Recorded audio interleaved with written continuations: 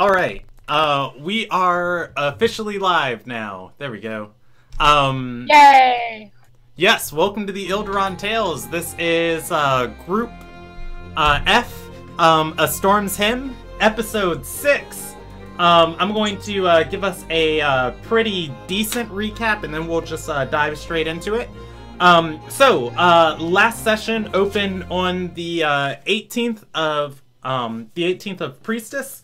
The party decided to go check in on the death count and everyone who was sick inside of Lockliel, the town you guys are staying in, or that you're stationed out of, and found out that in the night 10 of the upper class members of the White Cloaks all passed away from sickness. And that nearly 50 others of that guild died from the sickness. 24 other people in town also died during the night. You guys estimated that even among the strong of the sick, they're probably not gonna last till the end of the week. Maybe the end of the week is, or no, I'm sorry, they're probably gonna die midway through next week, of everybody who's sick, probably, either giving out at various points by then. That said, you guys instructed most of the citizens and, the remaining leadership of the, White Cloaks on how to properly dispose of their dead, and then moved to heal the, last few of their order, that were left sick. The White Cloaks are completely cured of the disease. There are still, I think, the number was in upwards of, 80-something people. Or no, it was significantly down. It was like 36. It was like 36 people were still left, in, the shanty side of the town. They separated the shanties of where the sick were staying and where the just displaced were staying. From there, you guys decided to get a carriage to make your travels up and down the road to Beechwood Retreat easier in the future. You located a partially burned one that would only need minor amounts of repairs and pushed it back to your guild house. You guys rested a little bit and then headed into the town of Beechwood Retreat to get more information on your quests and more information, or more possible gear. While in Beechwood Retreat, XJ went to the fighting pit, had a decently successful bout, ending with losing his final match, but his first two were wins. 2 out of 3 ain't bad. Nyoka made a new friend at the Scarlet Knave Tavern inside of the Low Docks. There, the barkeep Fivarian is an old, happy man who shares his drinks and services of his inn with anybody, you know, willing to entertain him. And Nyoka found out that a lot of people owed this man money and decided to collect on some of the debts for him so that he could keep half of the money that he collected. Fives was super happy with this, as he never expected to get any of this money back. Some of the people that owe him money are dangerous, some of the people are not so much dangerous, some of them are dead. From there, the rest of the party... oh! You guys talked to the Master of Magic before you look for a place to stay. He gave you the details on your quest to go to the Temple of Pal... I have it on roll 20. It's also on a sheet handout that I made for you guys, so I'll make sure that gets shown. Oh, there we go. The Temple of Para de Willen. Para de Willen, yeah. It is a kayak vault that has long since been unoccupied, and he has no idea what's down there and is unable to divine on it, and wants you guys to write an essay on your experiences after you dive into it, and he is paying you under the eminent domain, so whatever you find back find in there and bring back to the merchants of the ruby that they sell, you'll be compensated for 10% of that. Then he also gave you 500 gold to go equip yourself with potions and other mundane goods that you might need. From there, that's where the party went to the inns and split up. Nyoka and XJ tracked down one of the bounties and found out that Willis was in town. He's organizing some sort of job, and there's a meeting for it on the 19th day of Priestess. The rest of the party did some minor shopping and equipped out your ranger for protection, and then you all met back at the inn on the evening of the 18th of Priestess. Gosh, I always want to say Father. So it is the evening of the 18th.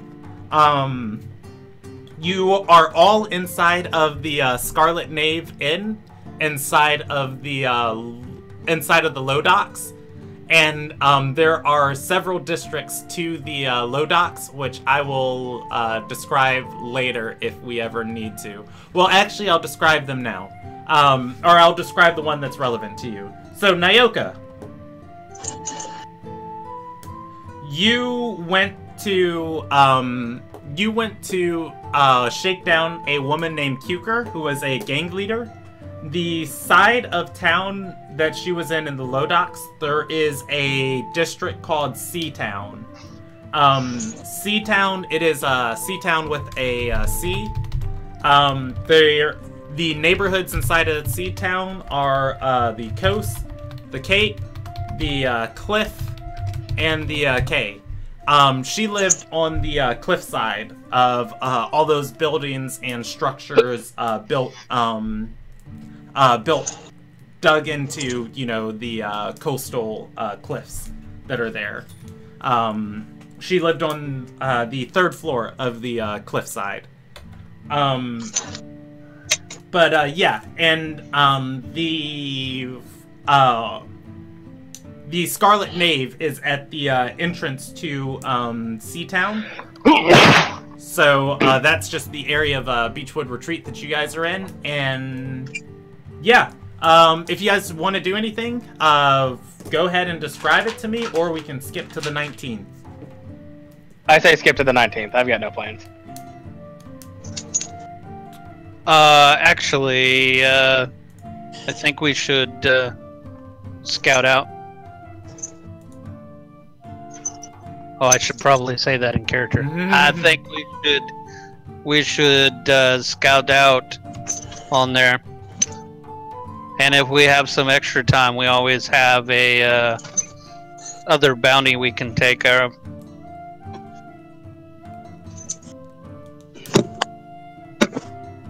Do you think he'll be there already?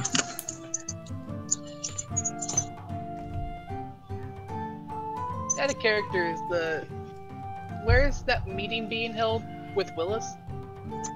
Nyoka was told by Kuker that it's at a temple devoted to the spoken wills on the shanties outside of well, there's only one of those here. If you look at your map, hold on, let's see, I'll zoom in a little bit. If you look at your map, I'll outline this one in purple. Yes, I can hear you. Can you just do me a quick favor? Yes. Because I'm on my phone, because I'm at my parents' camp. Can you turn the turn order off? Oh, yeah. I didn't even notice it was up. Thank you. Hey, out of character, Fibes' tavern is called the Scarlet Knave. The Scarlet Knave. Thank you. Uh-huh. I put it in Roll20 for you. Thank you. Kill my dog. Don't do it. No, your dog dies. I love my puppers, but he is being a pain in my ass. Roll death saves. Save the pupper, save the world. So do you guys want to go scout out the temple? Yeah, sure. I'll go with Nyoka. Okay. Morgan, if you want to stay here and keep an eye on our stuff in our area, that's fine. Or you can come with. I don't care. Actually, Morgan, boss lady, you should go and visit Gooker and then list her. What? No, I actually didn't hear him. What? Oh, go ahead. That was at Morgan, so you're okay, XJ. Oh, okay. I mean, I could go do that. Do you want me to go do that alone? I'll take XJ with you.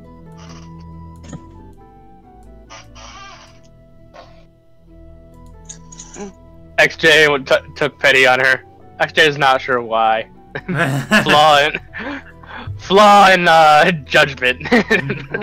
Maintenance will be required later. Yeah, I can do that. She just better prove useful. I'm not in a good mood tonight. No.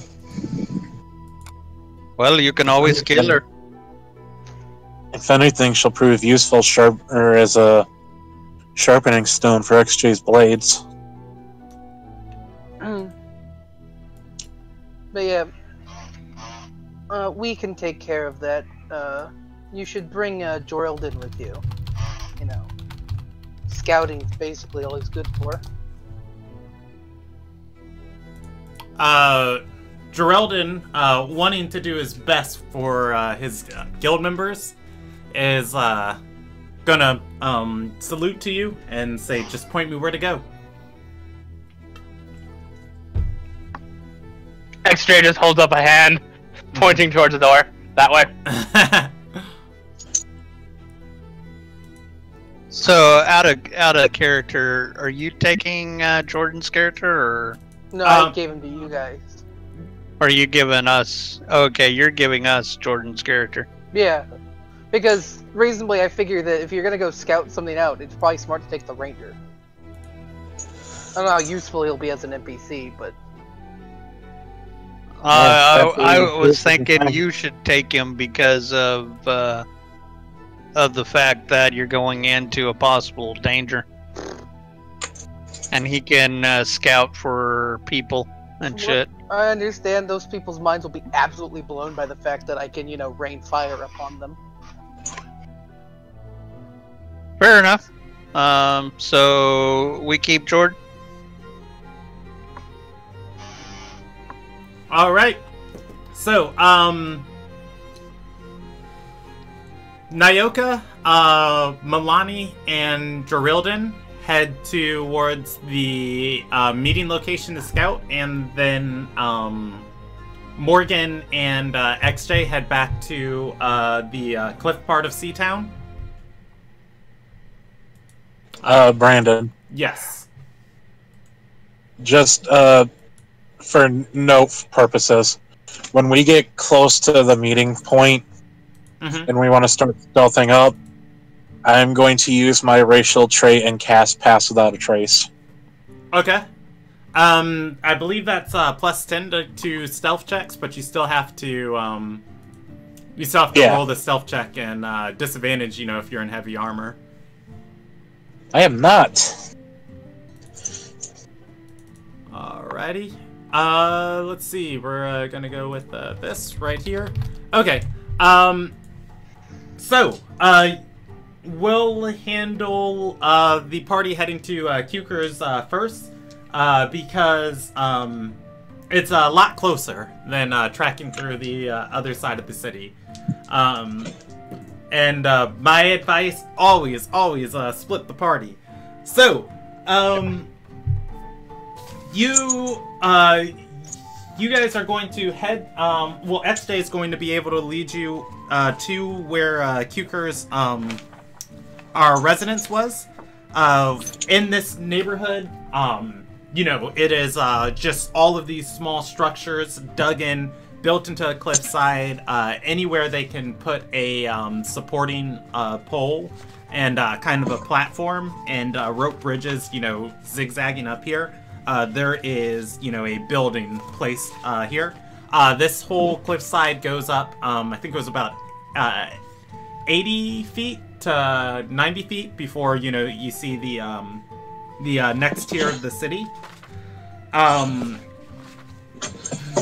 As you guys are approaching this neighborhood, I'm getting out my NPC sheets for it. As you're approaching this neighborhood, XJ is going to notice all of the sentries are back outside, posted up. The two Milani paid to head off. The one named Kingal who led you up to Kuker's place, and yeah, those are the only three you know about. Right. XJ, your passive perception too. I was thinking you had a different feat, and that was my bad last session. Your passive perception is actually going to be 10. Okay. But yes. Otherwise, what do you want to do in this area? I'm just gonna head. Like, I already know the way. I'm just gonna keep on walking. I mean, I'm gonna let him lead because I don't know where I'm going. All right. Just know, I have to put on the old Morgan charm. Should be able to play two of these at the same time. There we go. All right. So, you guys head to Kuker's, presumably her lair. As you begin going up the rope bridge, the two lookouts who were at the crates before are going to stop you. Just standing up in front of XJ and saying, the missus said she really doesn't want to see you around here anymore. Oh, that's a shame. I'm gonna keep walking. You can roll me an escape attempt against their grapple check. They grab your wrists. Escape attempt. Athletics check. Yeah, athletics or acrobatics. It's your choice. All right. Oh, I don't have the chat up. Yeah, one is going to beat you at a 16, and you're mechanically, your speed's reduced to 0. He grabs your wrist and says, no, she really doesn't want to see you. We're not supposed to let you back up there anymore. Oh, did you want to do something? Yeah. Alright. Unhand him. I'm here to see your boss. Is it? And he's going to look you over and say, and just who might you be? You may call me Lady Darbahari, guild leader of the Silver Tree. I'm here on business. I just look at him, I'm gonna make an intimidation check. She's my boss. Alright, go for it. Intimidation. God damn it! So... Not a good day today. Could we argue that I'm helping him if we're using my presence as the intimidation? What is the 6? On that, he's just gonna kind of rasp his lips and nod towards the crates. He, gives each of you a slow look over and turns around and starts heading up these stairs. Oh, so did we succeed, or? Yeah, he, basically, he just told you to, wait. Non-verbally. Okay, fair enough. Alright, do you guys go over and, sit on the, crates? Yeah, I'm actually gonna pull out my cards. Okay.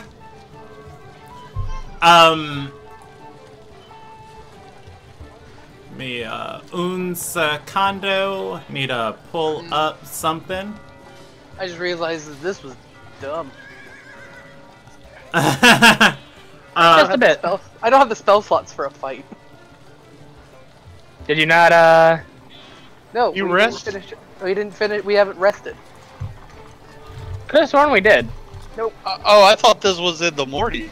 Yeah. No, this is in the evening. Whatever. Yeah, you guys went to have the conversation right after this. Let's see. Okay. Oh, I totally thought this was in the morning. No, it's What cool. spells did you use? I used up all my non-level ones to do lesser restorations. Oh, yeah. It's fine. I still have all my abilities. I haven't used anything. I mean, I'll be fine. If push comes to shove, we just have to run. And I can turn into anything faster than a bunch of dumb guards.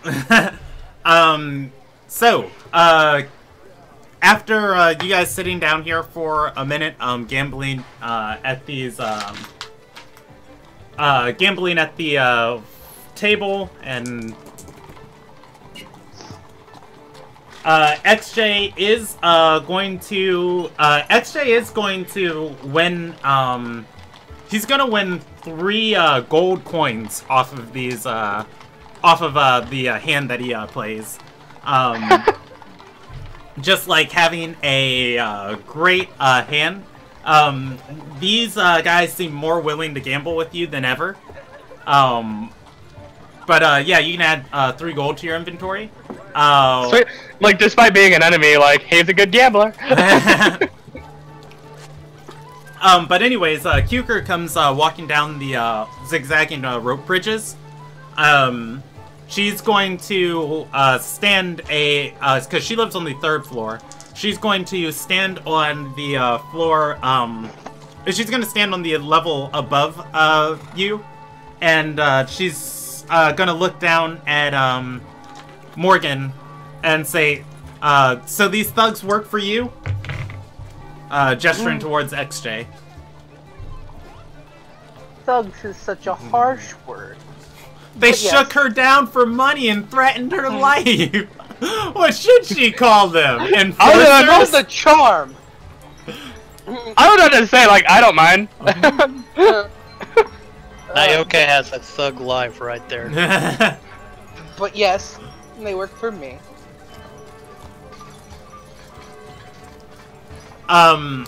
She's gonna say, "Well, you have me out here in the dead of evening. What is it that you want?" I wanted to suggest something of a partnership.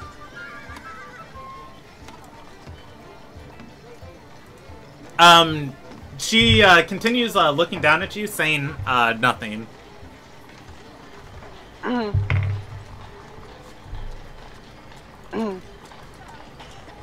You see, as I've stated, I run a guild. You've met some of my associates. But we operate out of Lockleal. It's not the big city, but it does what it needs to. And I'm often in need of information and the occasional extra hand. You seem rather good at knowing what's going on around here and having a few qualified men to help. So, basically, I'm suggesting that you work with me now. She's you know, still looking down. She's going to, and I have her character card now. She's going to say, there's a price for everything in Beechwood, services and all. What are you offering as far as payment goes? Not hunting you down. She's going to look at her guard next to her. He pulls out a short bow, and knocks an arrow, and says, "Please, we can all die in the street here tonight, or we can have an actual discussion, thieves to thieves." Yes, I'm. I just shrug and continue messing with the cards. SJ's messing with the cards. The 3 people at his table all have, cudgels in hand now. I have to apologize for my associate. I can, get him to do the job, but, you can only have so much control over the mouth. Information pays. Work pays. We could discuss the specifics, but, more or less, if you prove useful, it helps you financially.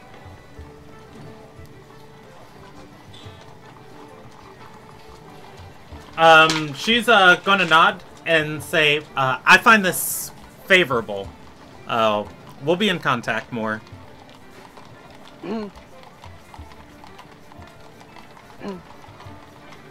We, as a reminder, we're, the Silver Tree in Locklear. It'll be a pleasure doing business with you. And she's gonna say, the same with you. Give me 1 second. She was never a major character, so I didn't name her gang. The Cuker gang? Is a quick one. Our gang's now the Silver Scrubs. Brandon, if you pass on Cuker Khan, I will be very disappointed. Cuker Khan?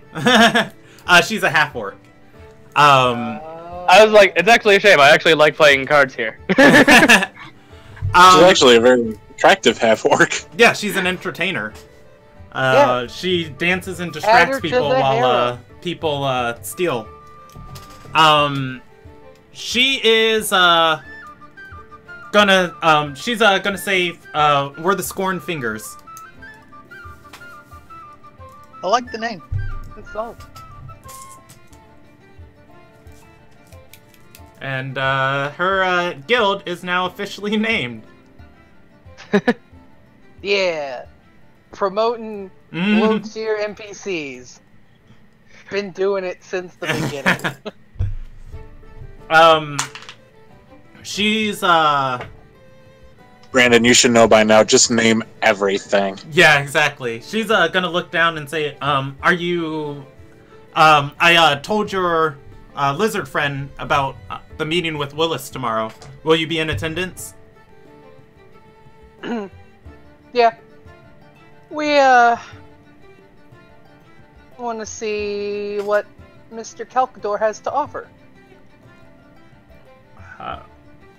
She nods and says, I'll be bringing 3 of mine. I would like to see a final offer, or I'd like to see a more defined offer.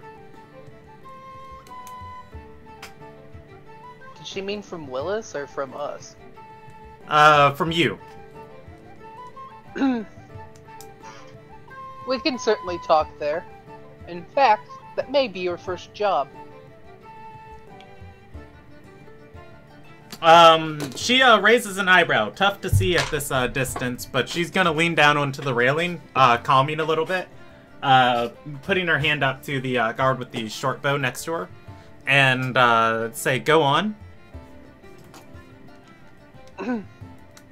Wolf Calcador is a wanted man. So, if his offer doesn't have all the incentives I'd like to hear, he may be worth more than what he's selling. Could make some quick gold. An extra pair, the gold maybe gets a little thinner if you have more captors, but it'll be much easier to take one man in. if we're all working together. She's going to gesture, to her guards and says, we're thieves and pickpockets, not bounty hunters. Besides, you get a score like that on somebody as a turning them in. Sure, you eat for a year, but after that, you've turned in you've turned in a piece of the ocean that feeds you.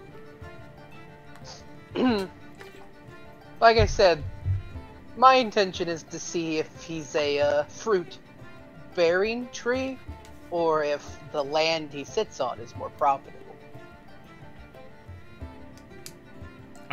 She nods and says, well, I'll be honest. I'm only going as a part of a deal he's cut with me. And what would that be? For every head that turns up at the meeting interested in helping out, he's paying me 10 gold.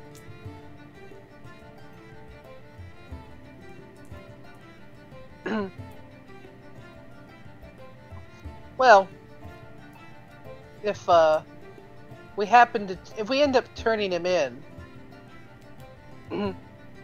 I'll see to it that you still get that gold. There has to be some honor among thieves, doesn't there?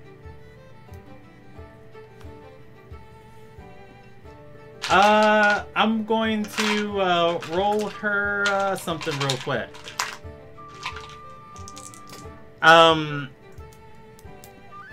She's gonna smile, like wagging a finger at you, and say, that's very true. For now, we'll have an honor agreement. Aaron, she calls out across the street. A young boy is going to come skulking up to Morgan, and she says, we'll find profits a different night. Give it back. The boy is going to fish out 33 gold coins and hand it back to Morgan. Did he take 33 gold coins from me? He did. And she's... What a stealthy bastard. I have a 17 perception. He rolled a 18 on his check. But that's good to know because I was rolling you with 14. Or I was using you as 14. That's fair. It jumped. XJ is actually going to clap.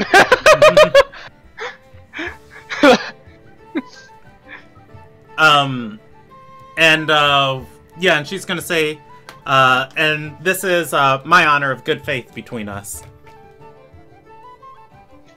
Morgan's just gonna kind of chuckle. Appreciated. I'll have to, keep, put that key in my inventory. She's gonna gesture, like, away, and Aaron, the boy who was, like, talking to you, is gonna go back, and, you're gonna just notice, like, through all of these boxes and everything, he had a spot he was just kind of, like, sitting down in the crates, and he's gonna go back over there and sit down, and, these crates stacked around him, the darkness of the night, he's just practically gonna disappear.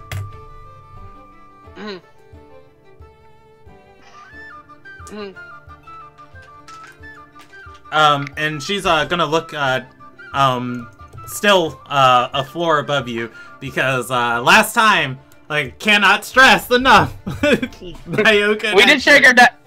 Yeah. No. She's like, I'm very intimidating. Yeah, and she's gonna say, "Are we done here tonight?" Yes. You've returned all of my belongings to me. I will see you tomorrow.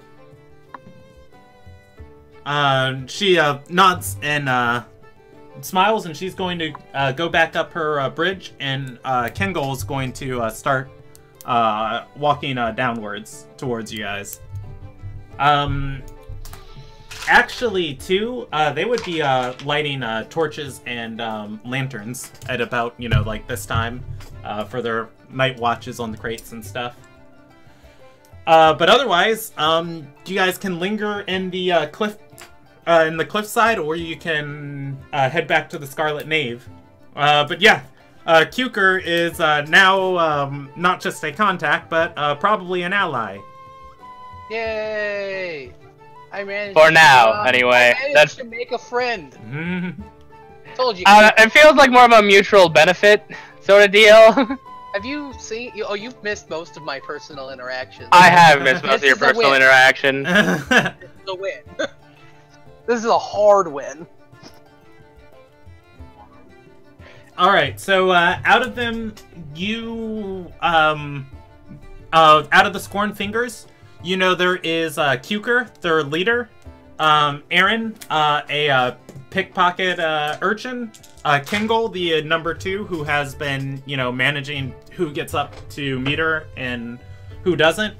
And then you saw 2, XJ saw 2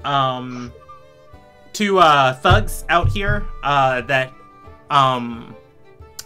Nyoka paid to disappear, and then you also saw 3 more inside of her house that she was training when you went up there.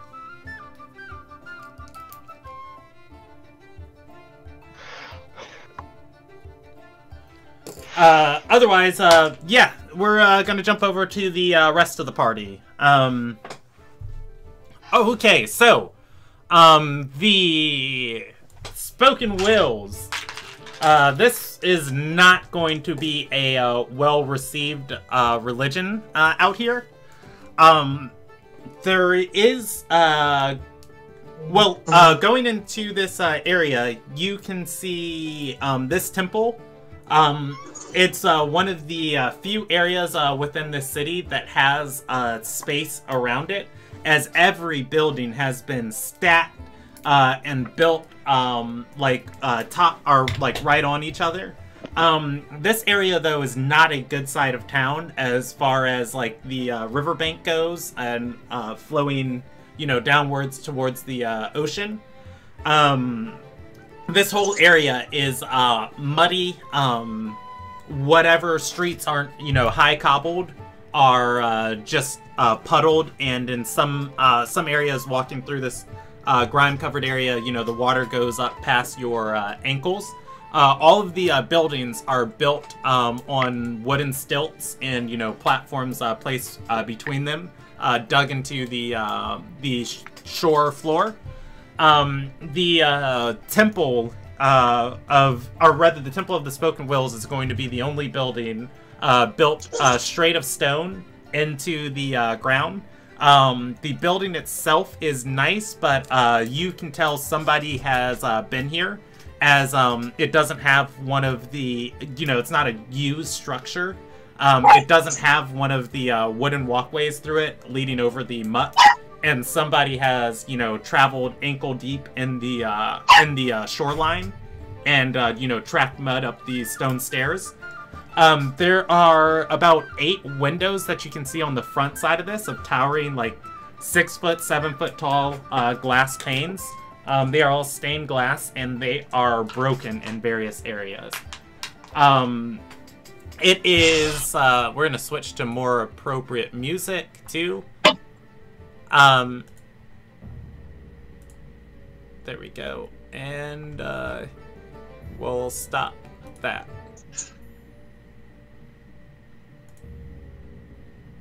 And go with that. All right. It is late in the, well, not late in the evening. It's probably about mid-evening, somewhere between 9 and 10 o'clock. Sunset, you know, would have been about 2 hours ago. No. It's Priestess. Sunset would have been forever ago. So yeah, all the lanterns and everything would have been well lit. But from what you guys can tell, this is kind of rare because every place inside of Beechwood Retreat has been shoulder to shoulder packed with people. This is the only place that it seems like there aren't people. What would you like to do?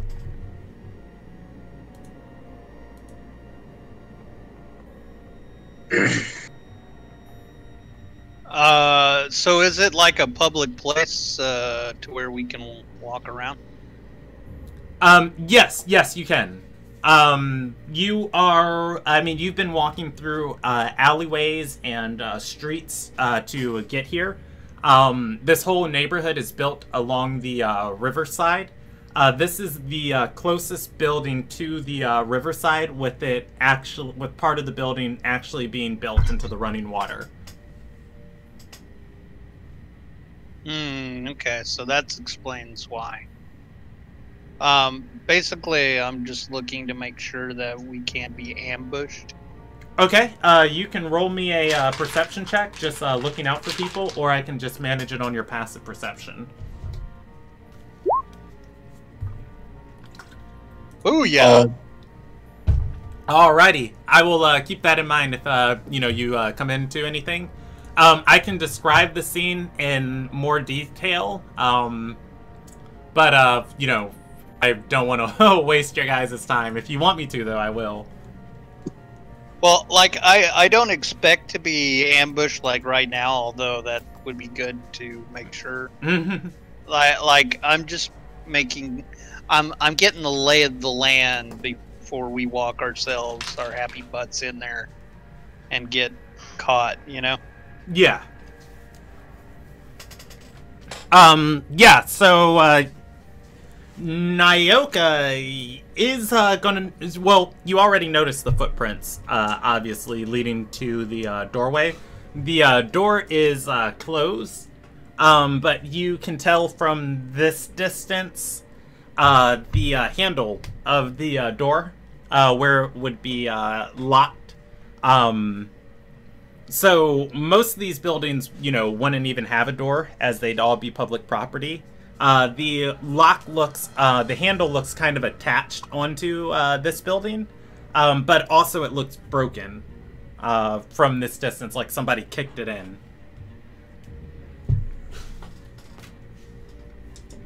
You want to head in, Nyoka? I want to go around and scout it from the sides of the building. Again, we want to make sure that we're not going to get caught with our pants down. Well, you Hey. with your pants down, I don't wear pants. You two can get a little closer. I can only do this once a day, so... Nyoka comes and gives him a hug. Gerilden is gonna look a little uncomfortable at this and then join in the hug. Didn't mean that close, but fine. I'll cast Pass Without a Trace on us. Alrighty. What's the next game plan? I suggest we try sneaking around, see if there's another way in. Or another way out. Yeah, I'm good with that. Alright. Everybody, roll me stealth checks with disadvantage. You get to add 10 to that. Checks can't be a critical failure, so that's going to be a 12 for Milani. Well, it's not a critical failure because it's not a 1. Oh, yeah, I have to roll Gerilden. I thought I pulled up his sheet. That's one more I'll take out. 22 for Nyoka. No, 12 actually, because it's disadvantage. Yeah. And still 22 because of Pass Without a Trace. Oh, true. Alright, and then the... let's roll Gerilden. Stealth. Alright, so he's got a... it's got a 20 on that. Or 24. Okay. Alright. So, you all begin looking around the edges of this building. You're gonna notice this building has a as like getting around to it. This building has a small water wheel on the other side of it. It doesn't look doesn't look like it properly functions, as it's probably jammed, or the river has been diverted in some way, that there's just not enough water hitting this thing powerful enough to move anything inside the building meaningfully. All of the windows on this side, except for, actually I'll just roll a d6. Yeah, except for 2 of them. So the 8 windows on the far side, 6 of them still stand. 2 have been broken in. And I'll roll a percentage die if they're low enough for you to climb in. 1 through 75, they are the lower ones. Yeah, so 1 on the first, or 1 of the ones that stretch down enough that you can jump from out of this shore, because at this point, moving around to this side, you'd be about right before knee deep in the river. You can jump to one of these windows and pull yourselves in. The building has balconies overlooking the river and above the water wheel on this side of the building. There are contraptions up there, but you guys don't recognize them. They also look to be in disrepair. Is there a way to get in via the water wheel? Yeah, you can climb on the water wheel and try and get in through the 2nd floor. I meant in the water, from the water, basically. Oh, get into this building from the water? Yeah. Does Nyoka swim underneath it? The water wheel. So, I'm assuming you guys are staying close on this building. The water wheel extends out about 12 feet into the river, where the currents are actually kind of moving.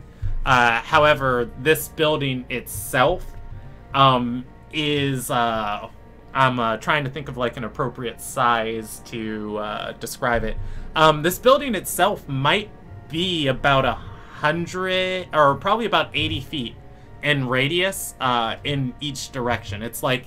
It's a large temple that is kind of like built as a pillar. If you could imagine it, and this is going to be a common theme of the 4 pillars in Beechwood culture.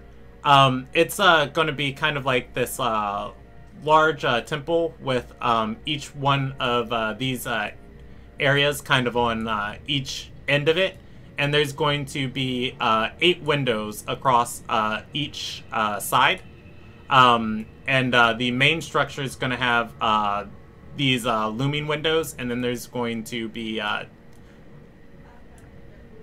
we go, and we'll just say there's 3 on the 3rd floor. That way it puts us at 8. So the main structure of this place, on the other side, the stairs go up into this center room, or into the center, like, just main singular chapel. But the water wheel, this long part of the window that extends down on this side, is it's going to go into the building right above that long stained glass window there. It is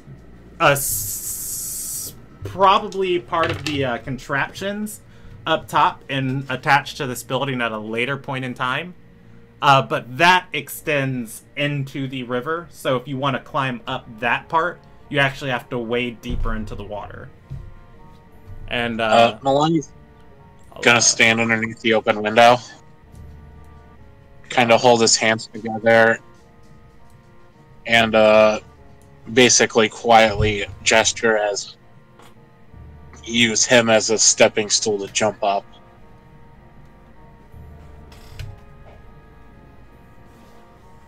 Okay, Geraldin is going to head inside. Does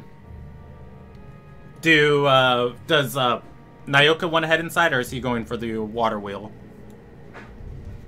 I just kind of want to see how it goes on there. So I'm going to take a deep breath, and I'm going to go underneath the water. Okay. And just take a look around on there. I think you explained it, but That's what my character would do. He All doesn't want to get out in the current because that would make him have to swim and shit, and he doesn't really want to do that. So, let me look at something because that's gonna be very important to how I describe this.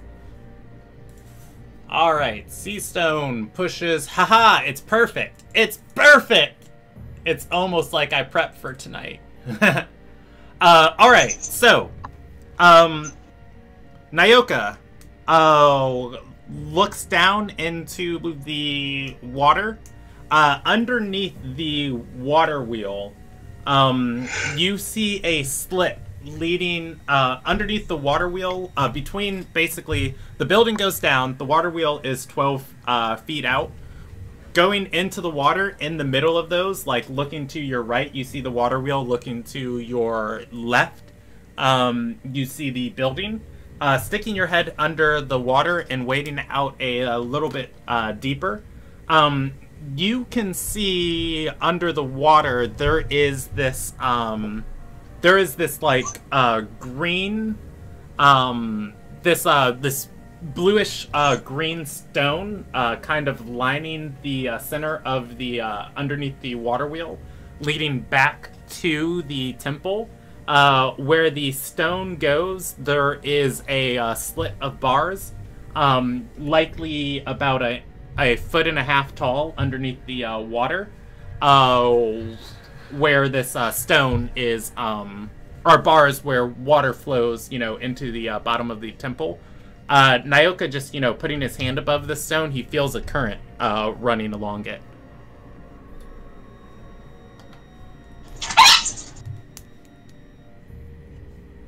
So, I guess I'm not understanding. So, is it like a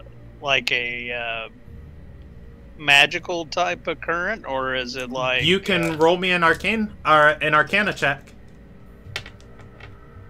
I'll say DC... Like, is there current anywhere around that stone? I guess is what I'm trying to get No, at there's for not. So, the water here is flowing south to north.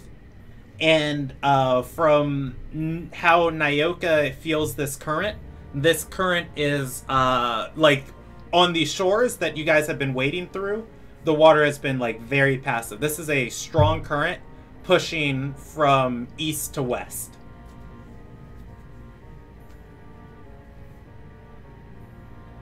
Oh, I just saw that Arcana check. I'm going to take the first one at 11.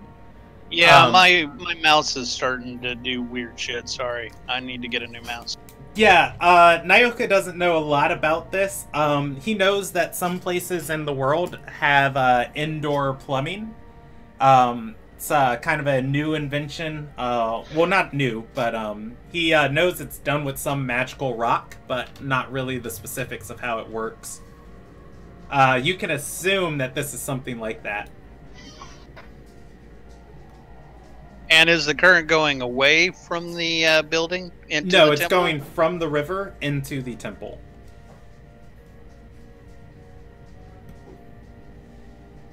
And the temple is the one with the water wheel? Yes, it is. Okay, interesting. And is there any opening where that current goes? Yes. You said there was bars. Yeah, there's a opening that is a 1.5 feet tall underneath the water on the side that completely faces the river. That opening is is blocked by iron bars in between. It's not enough that a person can squeeze through, but something smaller possibly can. Okay. Good deal. Alright, I'm gonna come back out of the water and follow. Alright. Nyoka drowned for holding his breath so long, so reroll. 15 minutes, No, baby. I'm kidding. 15 minutes. Alright, so as you come back out the water, I said what happened when you guys got to the south side of the building, like waiting and looking around were those windows. The water wheel was on the western side of the building, So Nyoka coming back around the party is going, the bank is going to see, you know, Milani crouched next to the wall, like offering to lift you up. You are drenched, by the way. That part of the river gets, you know, deeper. I was in underwater, so yeah, I expect to be drenched. You know, I've been standing here for 5 minutes in this pose. Sorry, boss. I wanted to make sure that everything was kosher down there. It looked like a possible opening for maybe Morgan. If we need to, she can at least escape out through that portion. Out of all of us, I don't think we have to worry about Morgan getting hurt. I always care about the Shalefe first. Yeah, well, your Shalefe or whatever could probably kill any one of us. Yeah, that's why I like her. Have we looked inside? Do we know what's going on there? Geraldine went in like 3 minutes ago, and my legs are stuck in this position. So you want up or not? Yep, up. I thought we were. You had brought me up. All right. You are Nyoka is lifted into the Nyoka is lifted into the temple, and Milani, you can. I looked at this. So, for a not running 10 feet before the start, a standing high jump is a DC 10 strength check. Successfully doing it, you can jump 3 feet plus your strength modifier straight up, and that height reaches 1.5 times your height. So you jump essentially. I'm guessing like 7 feet, like 3 plus 4, and then you jump 7 feet, and then it's your height of I think you said Milani was 5'8". Yeah, sorry, I backed in by accident. I'm jumping back in. Let me tell you. Yeah. So 5'8". That's gonna be 7, 8. You can jump essentially 15. Cover like 15 feet of distance of like hands straight out above you, and hit that ledge with a DC. It's not 15 feet up, but you know it's DC 10 to jump up there. That's your max jump height are the max things you can reach. So am I on the? I'm on the ground, right? Yes. No. So, he's lifted you up into the window. Right. Is this for lifting me up, or is this something else? No. I actually didn't know what the rules of jumping were in 5th edition. I've never explained it on stream to anybody, and I've never properly used the rule. I actually read what it was yesterday, okay. and so I just, you know, that's how jumping works. Is you can, if you don't have a 10-foot running start, you can DC 10. Any jump, any straight vertical jump is 3 plus your strength modifier. You can reach a height of your arms fully extended, which is, you know, your body length plus half your body length. Okay. Alright, so my modifier is 5, by the way. Oh, okay. Yeah, you know, it's not going to be terribly hard. Yeah, but if you want to jump up there, you know, you can. Is it a strength or an athletics? It is an athletics check, I believe. Can I just help him? Push him up over? You can provide him the aid action of just like leaning down, putting your arm out, and you know once he gets it, just grabbing him and pulling him up. Yeah, I'm gonna do that. Yeah, I wasn't saying like this was some terrible hard skill check. I was just saying if he wants to get in, like that's just all you have to do is just jump. I think I clear over Nyoka. Yeah. He's dead. All right. So, inside of this temple, Nyoka is going to do a run and jump. You're already in, bro. Yeah, you're in. Milani lifted, or, Milani was on, was being a stepping stool, so you guys can just climb up him and climb into the window. Or are you just saying Nyoka, while he's inside, just runs and does a flip and's like, look what I can do? No. I'm just trying to figure out what's what. I'm confused, but that's fine. Let's move on. We're in. Yeah, you were already in. Milani basically alley-ooped you into the window. Oh, well, you didn't have to do that, because Nyoka could climb that. Yeah. Alrighty. So, inside, this area is in full disrepair. There are marble pews and a marble dais. The pews are in rubble and are piles of tarnished. There is dirt and grime amongst them. Some places, the marble is still white, but for the most part, they're just piles of rubble. Out of this whole area, it's a circular area around the central dais. The pulpit. There we go. Because I've been to a church before. The pulpit is actually made of wood, also rubbled, broken in. However, the murals of Amira that decorate each corner of this place are still going to be in well-kept fashion, which is particularly noteworthy for murals. They don't keep well with moisture. There's a second floor and a third story. However, the third story doesn't seem to be much of anything except an oculus. This building would presumably be an open-top building, but it seems somebody has built something to cover the eye of the oculus, and it is closed. From what you guys can see, this place is empty. There's some rags and bundles in places where you can assume, maybe hobos have came in and slept, or homeless people have came in and slept, but that's about it. Milani is noticeably upset about all this. Would I know why he's upset?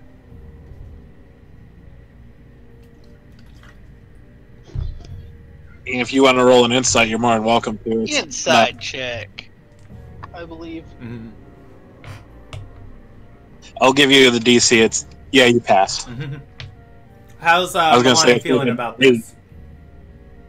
Milani, he has no quarrel with killing and hurting people, but he is a religious man. And him being, even though he's part of his beliefs are in the hierarchy. Yeah, but gods are gods. They gods are gods, and everyone's religion has its own place. Yeah, that's completely fair. Seeing a place of worship in this much disrepair and destruction, it doesn't sit well with him. That makes sense. Geraldin is going to come sneaking back up to you all, and he's gonna say, I searched the place, I didn't see anyone here. What about down where the water, with that grate and the water rocks? Would I be able to find that? Yeah. On the inside? Looking at this place, there doesn't seem to be a basement to it. It's a two-floored, just, area of worship. You can roll an investigation check if you'd like.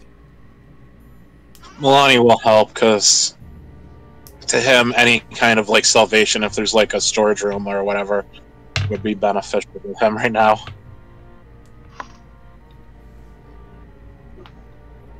Yeah, it's very, very strange. You saw it outside. You can't find anything that actively leads to it. It could possibly just go completely under the temple, and and maybe provide plumbing into the central part of this neighborhood. And, maybe the temple is just in the way or something. But, yeah, you don't find any basement.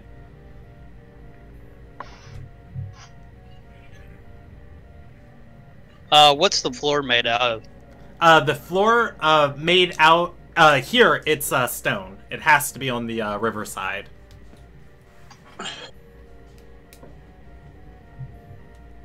That was not the answer I was hoping. Mm-hmm. Thank you. If he wants to hold a meeting here, it's kind of unusual for this to be it, but I guess a place this decrepit would be off the most radars. Nyoka's seeing that Milani is visibly disturbed by it. He looks around and says, maybe we should buy this place.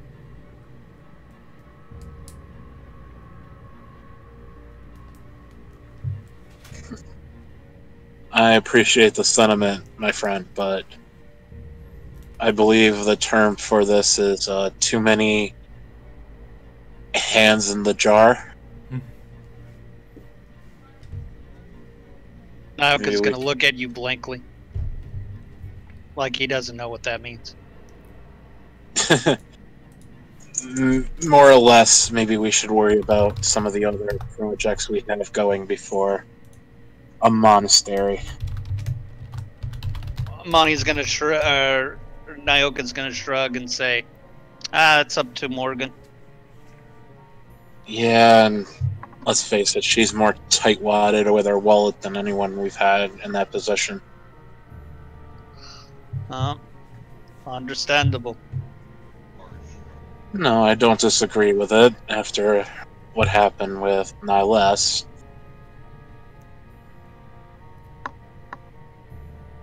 I'm just thinking probably not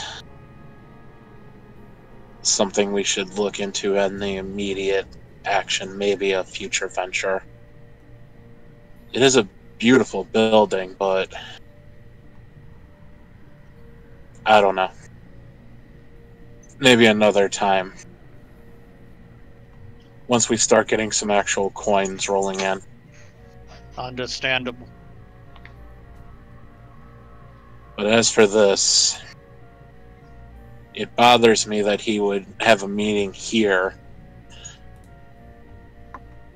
And even if this place is decrepit, the windows are still easily seen through.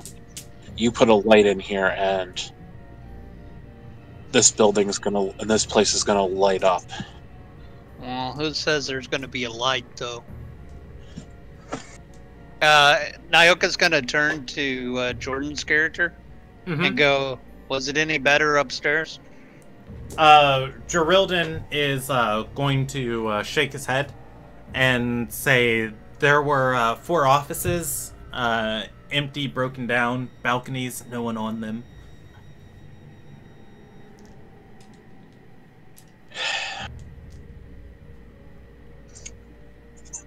Nonetheless, I don't think he's here, and I don't think there's much else to scope out. For the sake of your party, by the way, just because, if somebody else was controlling the character, you would know, Geraldin searched around with a 16.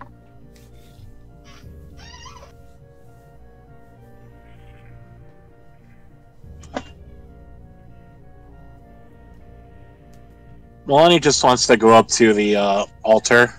Okay. And just take a quick look around, see if there's any, symbols or anything around. Okay. Holy symbols, or, if somebody graffitied here? Pretty much anything of the sort. Okay, yeah, just, walking up to the, rubble of the, altar. You're going to see a, single, well, actually, give me a perception check. Perception? Yes. That's performance. Performance. Yeah. Yeah. Looking up. Unfortunately, if you want to use that roll, it's the same modifier. Okay. Yeah. Looking over here. I mean, this wood has been probably decaying for some time. Perhaps people have came and broken apart the altar to take pieces of it to burn, and cold nights. But otherwise, yeah, you don't see anything particularly out of place on it. With my woodworking skills, is there anything that I could do to fix the altar really quickly? Build a new one. Fair enough. I mean, you could prop up enough of this altar that somebody could rest a tome here, or a book or a sheet of parchment. Nah, it's too much work. Okay. Yeah, I think whatever he has planned for this place, we'll have to wait and see tomorrow. Might not be a bad idea to sneak in tomorrow, but I don't think we're going to get many answers tonight. Nyoka is going to look up, and he's going to start sniffing really loudly,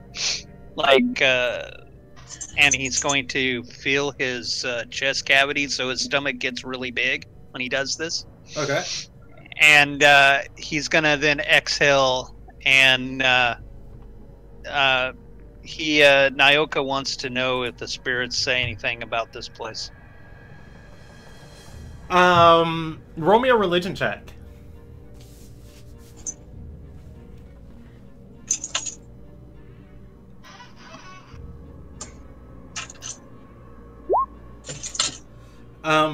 Yeah, the rolls tonight are amazing. Hey, get them out while you can. This might be a place the spirits have forsaken. They don't say anything to Nyoka.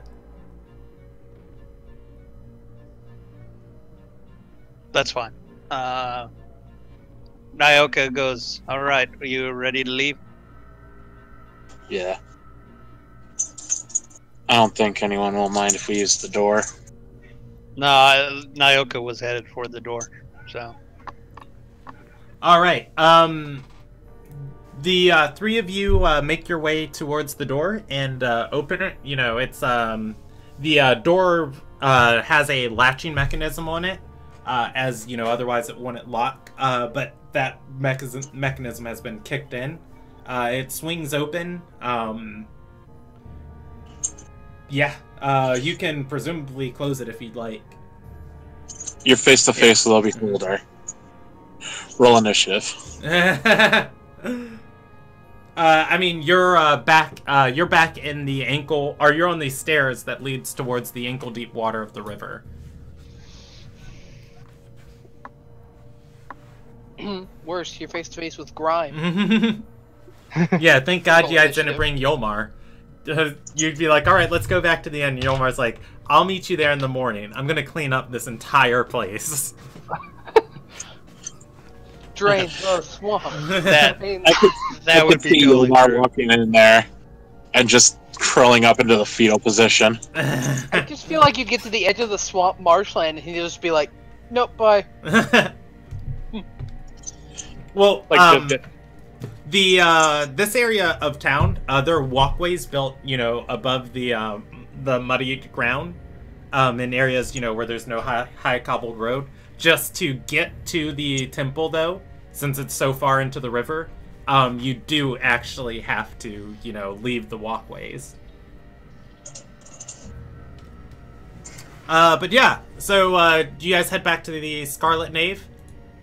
Yep. Yeah. We're all together again. All right, so I can speak. yeah, And once we get there, we're gonna debrief Morgan. okay. Yeah, you all get back to the Scarlet Nave. By the time you're all reunited, it's about 10:30, 11 o'clock at night. Or no, it'd actually be about 11:30. You have a free in-stay too for tonight. Yeah, I'm gonna go to sleep. So. All right. Does anyone else want to do anything tonight? Otherwise, we're skipping to the 19th. I have one question. Ask away. As it appears to not be in my inventory, did I forget to put that key in my inventory, or did that little bastard steal it? That I did not touch. Yeah, I assume that would be around your neck. He wouldn't be able to lift the necklace that easily. If it's not in your inventory, you probably just forgot to mark it. I'm just making sure that I don't need to panic. Like, that little fucker stole the key. Like, that cost me, that's like 33 gold, who gives a shit? Who knows what that one was worth? Well, he rolled 2 D100s of how much he took from you, and he had rolled up 33. That's all his little thief hands could grab. Well, yeah, you know, that's when he used to feed that. Just like, I wanted so you to- have little thieving hands. Let's solve that. Shop. Brandon, the only thing Milani wants to do before bed is he actually wants to pray. Okay. Who do you pray to? The hierarchy is an eternal force that governs all aspects of life. Okay. Yeah, he wants to pray for forgiveness for allowing such a state to come to another sanctimonious area. Okay. Go ahead and give me a religion check for that. Otherwise, does anybody else want to do anything for the evening? I wanted to cast Identify on the key. Okay. So you know we are working with modified Identify. Yeah. Okay, so Morgan is going to have Oracle-like visions flashing. Where are you casting this at, by the way, too? It would be in the room I bought. Okay. I thought Nyoka bought you a room. No, I paid for the room. Okay. Nyoka got his own room for free. There's 2 rooms. There's Morgan's room, and then the rest of us. Oh, are yeah, in the yeah. free room. Yeah.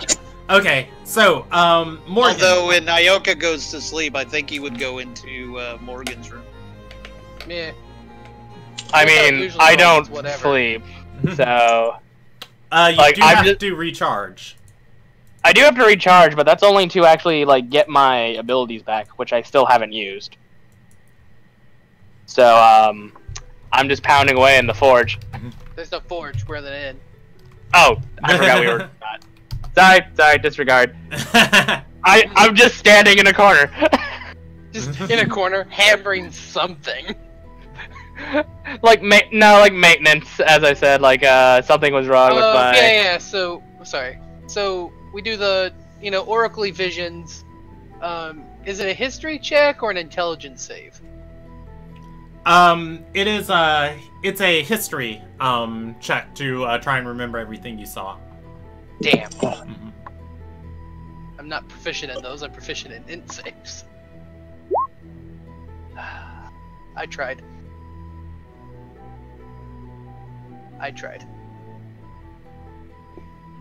It is a 6. I rolled a 6. Okay. The roller tonight hates us. It's true. No, it never Yeah. likes me on Fridays. Okay. So, you rolled a 6 on that.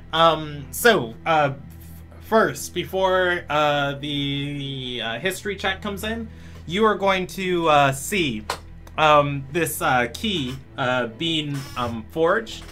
While it is made of bone, the key actually, does have metal components in the center of the bone. People are casting spells on the key, and these are all being made in a freezing mountaintop of all different races of people working on this key. There, from what Morgan conceives, there's at least maybe well, no, she'd only see this one. So, anyways, she sees this one key being made, and then she's going to see the lifespan of it, of a person leading another group of people to eventually what she can assume is the temple that she has to go explore. This place in this vision at this time is, you know, lustrous. It has kind of a beacon of just shimmering white energy just kind of mistily rising out of the top of it. Going down into the bottom of like this pyramid-like dive, she finally sees the key inserted into something and being turned before she sees the key being removed by a different hand. The hand that... well, she's not going to recognize that person. You can assume probably the Archblight person, and then talking to groups of people walking through this temple and just conjuring skeleton after skeleton after skeleton, just like standing around, and then leaving and wading through the water to eventually seeing the person being killed by Yomar, and Morgan coming back and picking up the key, hand it off to Aryea, and then hand it eventually, you know, back to Morgan, and that's where, you know, your eyes awake. You're not gonna roll high enough to know all of the properties of this key. You are going to know that it is magical in nature. It does unlock a magical lock. Presumably from the components inside of it, and less from the makeup of the teeth part,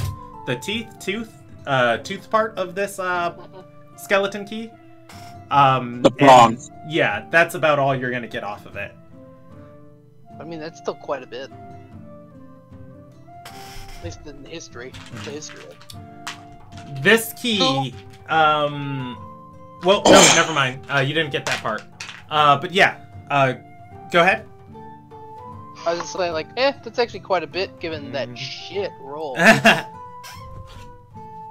What's this? Fourth wall? Never heard of it. But, yeah, that's the only thing I wanted to do before I went to sleep. Alright, so, sleeping through the evening and into the morning of the 19th of Priestess. You guys got here a lot quicker than some groups. Well, also I started them 5 days behind where you were, so anyways, it's the 19th of Priestess. You are in the Scarlet Nave. This area is, I mean, you know, you guys went to sleep and there were still people kind of like celebrating and reveling into the night. Where you'd expect either those people to be dead or sleeping. Some of them are still going into the morning, and a whole new group of people have like walked into this place. Fivarian has a group of people helping him prepare breakfast for the inn. As there's, you know, not a lot of people ordering drinks, but his serving staff still occasionally bringing out a mug or two of ale to the revelers. The inn is lit with spices and seasoning. You can do whatever you'd like.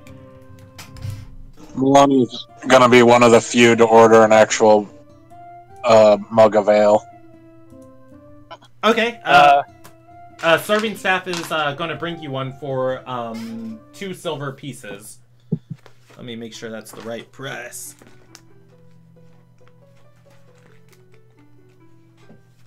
Because he's not going to extort you guys. He loves adventurers and travelers and workers. And gullible people. But no, he doesn't take advantage of people. People take advantage of him. But he should learn the joys of extortion. Oh, I'm sorry. That is rapid extortion. 4 copper. I'm never going to give you guys copper because, you know, I don't feel like doing the math. So break it down yourself. A copper or gold is 100 copper. Yes. Shit. So 1 gold coin, you have 94 copper pieces. Brendan does. Milani says he leaves 8 copper left from there and goes, I'll take the other 2 afterwards. And Shelby, what did Nyoka want to do? Does Fibes have any Low Lakes specific drinks from his area? Let's see. I'm gonna roll him a percentage die. The higher the percent, the more exotic the things he offers. He does have some. He does now. He's got 1 fancy drink. He rolled a 5, so it's pretty much ale and brewed ale from inside the town and imported wine from the vineyards Town of over. CL. What's his one fancy drink? I'm actually pulling up the tavern because I rolled this up on a thing already, so it's listed on there. Let's see. There's some mixed drinks, decent. Oh no, it's the drink before. It's Phoenix Blood. Yeah. He tells you it's a popular drink. He's bought from that they serve to the lords and ladies and fancy people and the pleasure seekers of Eodothia, and he has a world-class luxury for you right here. He's gonna pull a bottle of it out. It is yellow green, and there are swirls of red, like veins of this red line moving through it. No matter how much he shakes it, like, it all mixes together, but that red line eventually comes back together. He is gonna uncock it for Nyoka, just like letting the aroma run. It smells like heaven.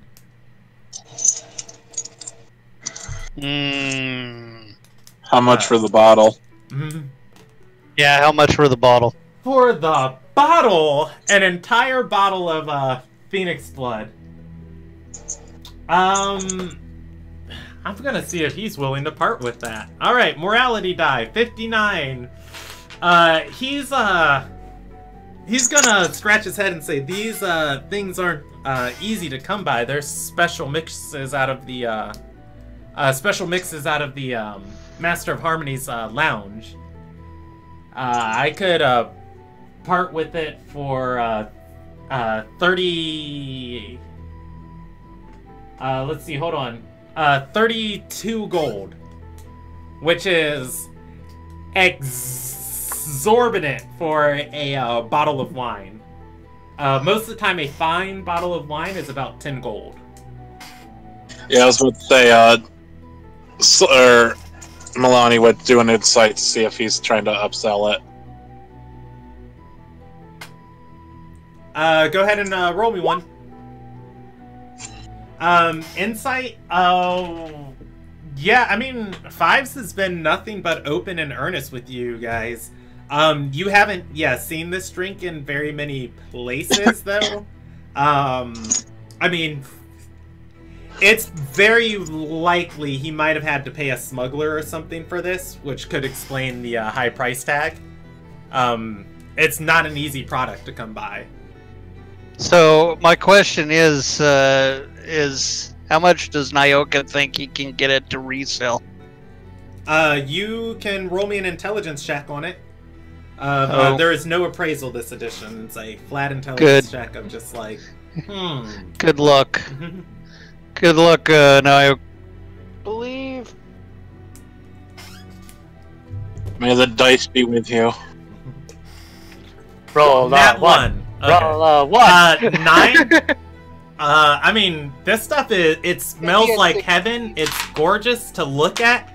Nyoka can just like imagine like just drinking this nectary beverage, and like probably the most beautiful experience of his life. Maybe he could get like 400 gold for this. Who knows?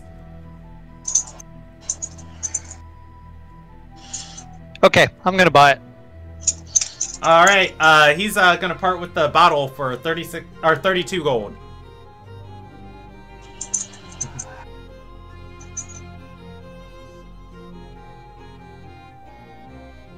Milani will throw in half.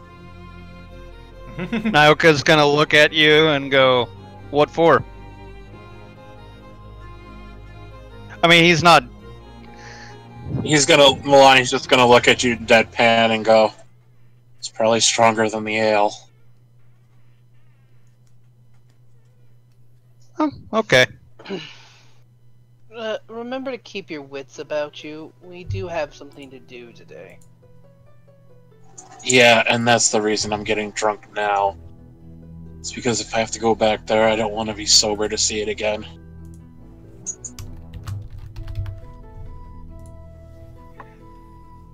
It's like, glad to see everyone woke up in good spirits. All right. Are you drinking the phoenix blood? Naoka Milani takes isn't. a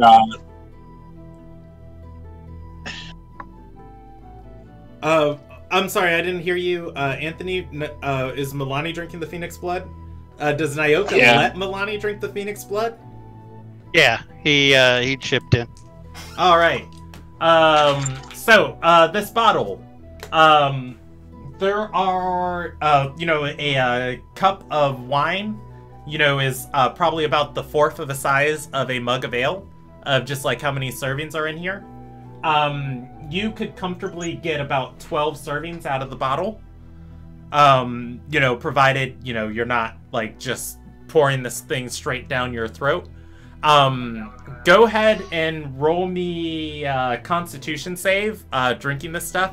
It is potent, and it hits you super duper hard. You are going to shrug off some of this thing's effects as you assume like there's something laced inside of here additionally. Not sure what it is other than just alcohol and flavoring. Can I do an intelligence check to try to discern it? Yeah, you can try. Go -1 intelligence. I believe in the power of luck. Who knows? I mean, magic's not your forte. As a paladin using divine magic. Well, it's not arcane magic. Yeah, arcane magic's not your forte. Right. Paladins don't use magic because, they have this great understanding of it. They use magic because it's like, okay, I can do my god's will better, like just... I can blow things up with it. Yeah. Alright, what do you guys want to do from here?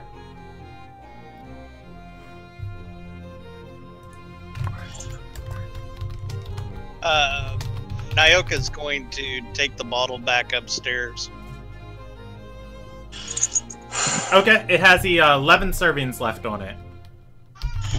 Milani, after drinking it, is just going to look up and go, whew. Oh, I just got an idea for an upgrade I can give myself that I didn't do before. Drinking breath. I mostly stick to water. Before Morgan responds, what languages does Morgan speak? Lots of irrelevant ones. Hit me.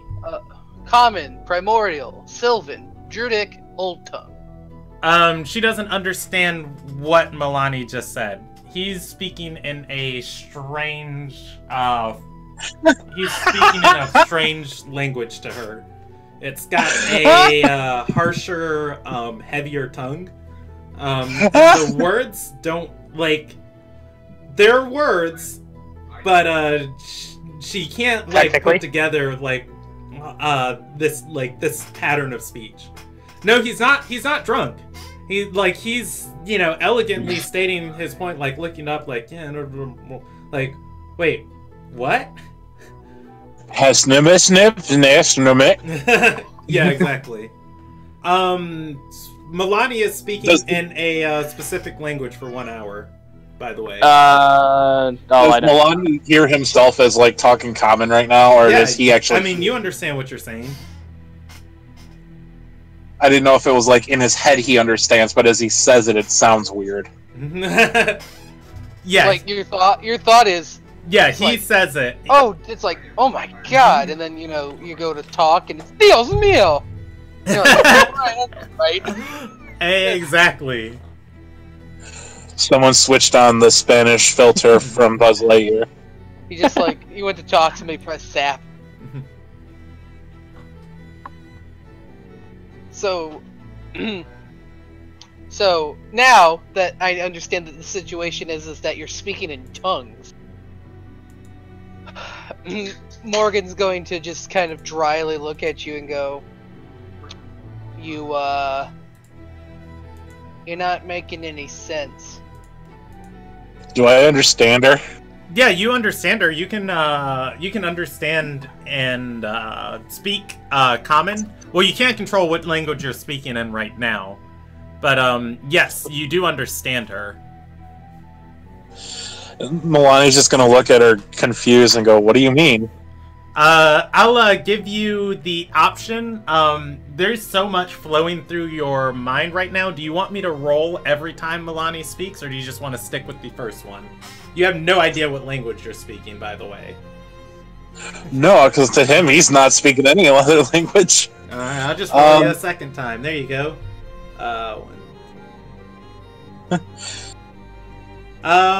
Yeah, I have Morgan's language sheet up. It still doesn't understand her. However, this time it was closer to Common. Like it had the same phonetic structure of Common. Oh God, I'm speaking under Common.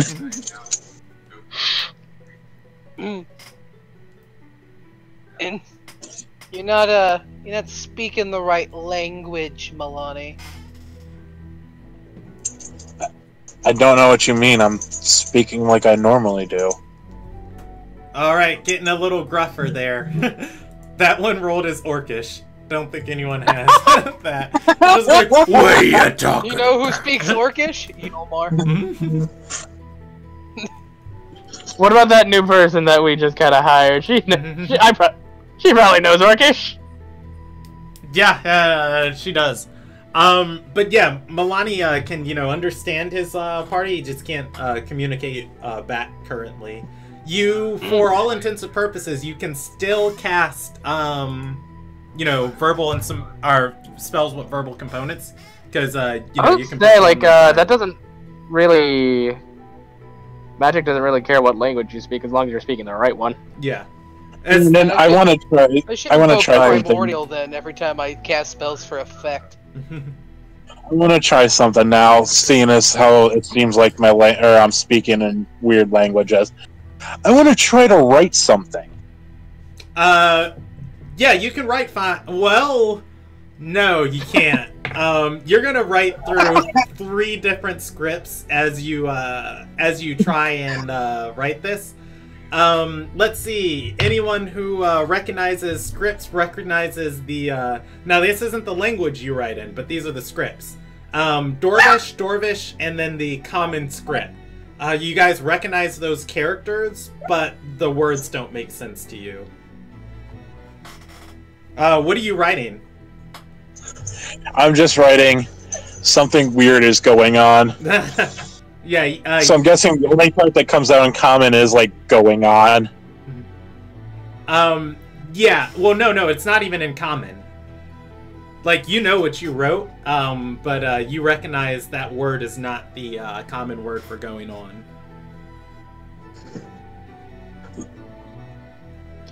See, because now he has physical proof that something weird is going on. He's just going to look down at it, then look up to the bartender. What the hell had happened?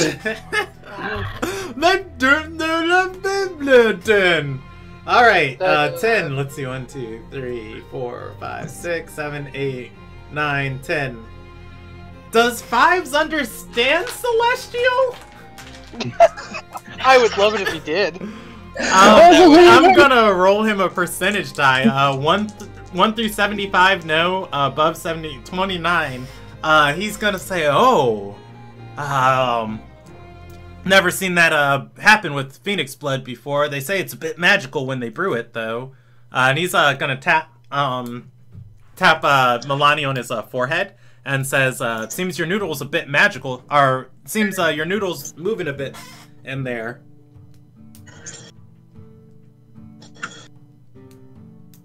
Milani's just gonna whip his head around, look over at Morgan.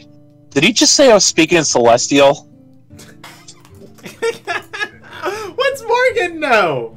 You're back in Gnomish.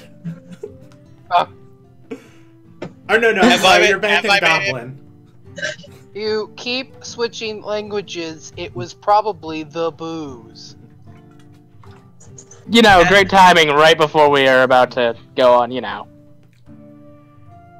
Have I made it back to the table? Yeah. If you just stored the bottle in your room and then came back, yeah, you would just be like joining in this as Milani is just spewing out nonsense, and the party's just like, "Look, calm down, all right." Nyoka's gonna cock his head and go, we'll probably have to sell that. Hearing Don't Nyoka tell say anyone about that, the side effects. Hearing that, Milani's just gonna whip over and look at Nyoka and go, "Hell no, I'm keeping that." Does Nyoka speak Celestial? No. He does not understand what Milani just said. Oh my god. Milani's just gonna look down and be like, under his breath, "This is awesome and annoying at the same time." Nyoka is going to. You've seen The Lion King, right? I have a question. Does anyone have comprehend languages? He's going to do one of the baboon knuckle wraps on Milani on his forehead. Okay. And look at him really intently, like he's hoping that it shook the bad spirits out. Extra is going to ask, "What are you doing?" Your voodoo magic don't work on me. It's not magic. He just smacked you in No, the head. he says that to you. He says that to you. Yeah, no one's got anything on that one. Who? Are you possessed? Yeah, that one comes out as. Okay, and now I'm speaking Tasmanian Devil. XJ is like, "Order received. Prepare for neutralization of target." Wait. And I'm going to punch him in the face. Was that draconic? It was not. Okay. I'm going to try punching him in the face with my iron fist and see if that wakes him up. Good luck dodging that. I mean, What does did he roll? Milani want to do any 25? Does Milani want to do anything? XJ is trying to go for a neural recalibration on you. As he punches Milani, he's just gonna get his head and just whips his head back around. Oh, fuck! Alright, yeah, if that's a Gib slap, you can deal 1 damage with it. Still. It's a full-on iron fist. Okay, roll damage on it, but the Abyssal... Did damage not roll for it? I have a 5 under it. Oh, okay. Okay, yeah. 1d4 plus 3, so you took 5.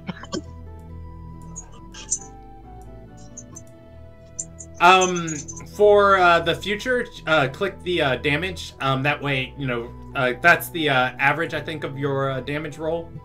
Like if you once you go into, so you click on your character sheet, and then you go into the chat log, and then you click where it says Iron Fist in the chat log, and it'll roll you damage for that specific attack. If you want to take the average of your damage, I will allow that in the future.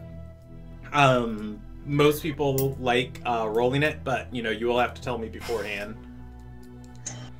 But yeah. Milani is... Milani whips around, just goes, "What the fuck?" Yeah, that one's Is that in Abyssal. common? Abyssal. It's Abyssal? Yes. Process did not work. Repeating. And I'm like Have cocking a back. disease. Cure yourself. Idiot. I have to heal myself now! Nyoka's gonna look disinterested and look at the barkeep and go, "I want a water." Milani's gonna... He's, It can't be a disease because I'm immune to diseases. yeah, he nods to you, tips his chin up at a server walking by, and then gestures towards the kitchen with a tilt of his head. In a few moments, Nyoka has a water. Milani will try, using healing hands to see if he can clear up whatever the hell's going on. Okay, what's the text on healing hands? That's a lesser restoration? Yeah, lay on hands. I can expend 5 to neutralize 1 poison or 1 disease. Yeah. You spend 5, and I mean, you've been able to hear yourself perfectly fine. You can heal for 5 points. Or no, you don't heal for 5 points. The points instead banish the disease. 1 second, my brother just called me and it just bumped my thing all confuffled, so give me 1 second, I gotta jump out, jump back in. I can barely hear anyone. Okay.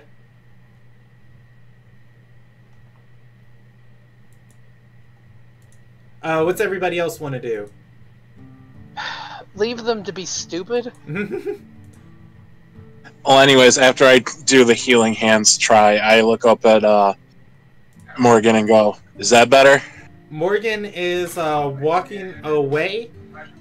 She hears probably some sort of evil speech, either infernal or abyssal, coming from her companion. No, I was wrong.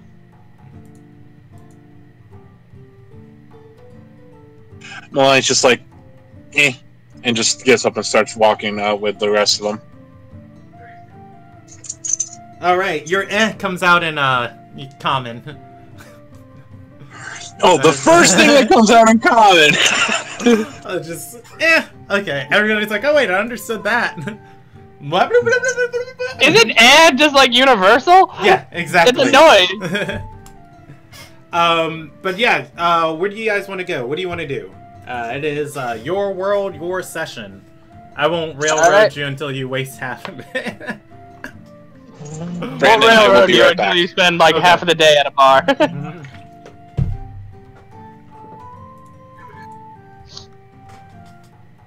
I want to go shopping for a ring of spell storing. Okay. Actually, I would like to make an upgrade to myself. Where does Morgan want to find that ring of spell storing? Get the high docks. Okay, and then I mean, if I can find one. If I have to go through the low docks to get there, I'll keep my eyes peeled. But I feel like that's not a thing those people have. For XJ, what upgrade does XJ want to make? Well, like it's just a very simple upgrade, but I actually want to add a water storage to XJ's body. Just like nail one onto his back? No, like actually in him. Okay. We'll talk in the future about upgrading XJ and like the possibilities of like doing that. We'll come up with a system for you. But it is something he can start to research now. Alright, so, Morgan. Going to look for a ring of spell storing. That is a very specific item, and most people, who have one aren't going to want to part with it. For the most part, asking around in the high docks, nobody's trading one, just in the few stalls and stands you walk by. A couple people point you to jewelers in the city. of people who might have one completed in a couple weeks of like, oh yeah, these people craft them, but most of the time it's on a per order basis. Okay. Just passively asking around for one, you do not find one. But apparently jewelers make them on a per order basis. Yes. Milani's gonna look at her hearing that and go, oh, we can at least pre-order one. I assume that came out in Halfling? Mm-hmm. Oh yeah, Milani's still under the 2. That came out in Elvish. Oh, I don't speak Elvish. So. Yeah, I was gonna say Gerildon understands that one, and Gerildon's gonna say back to Milani, if tell me he says it in Elvish. No, he's gonna respond in Elvish, and he's gonna say, oh gosh, Milani probably doesn't speak Elvish. No, I don't. I speak Primordial and Common. That's what makes it funnier. Yeah, he distinctively responds in Elvish, and Milani understands it. He says, you hear the sounds are not sounds of Common, but your brain comprehends the sound spoken, and he says,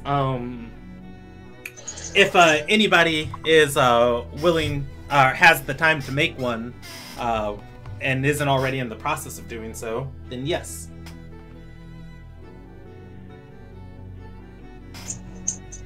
Oh, actually, one other thing. What are the chances of finding a cap of comprehend languages here?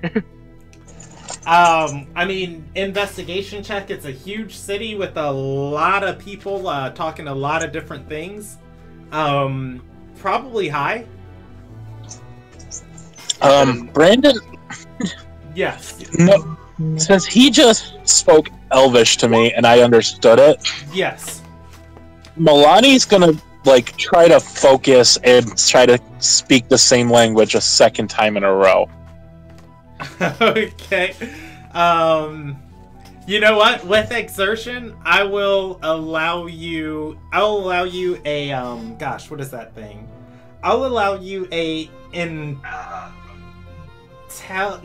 me a charisma check. It's a force of personality against how your brain is working right now, just trying to overpower this.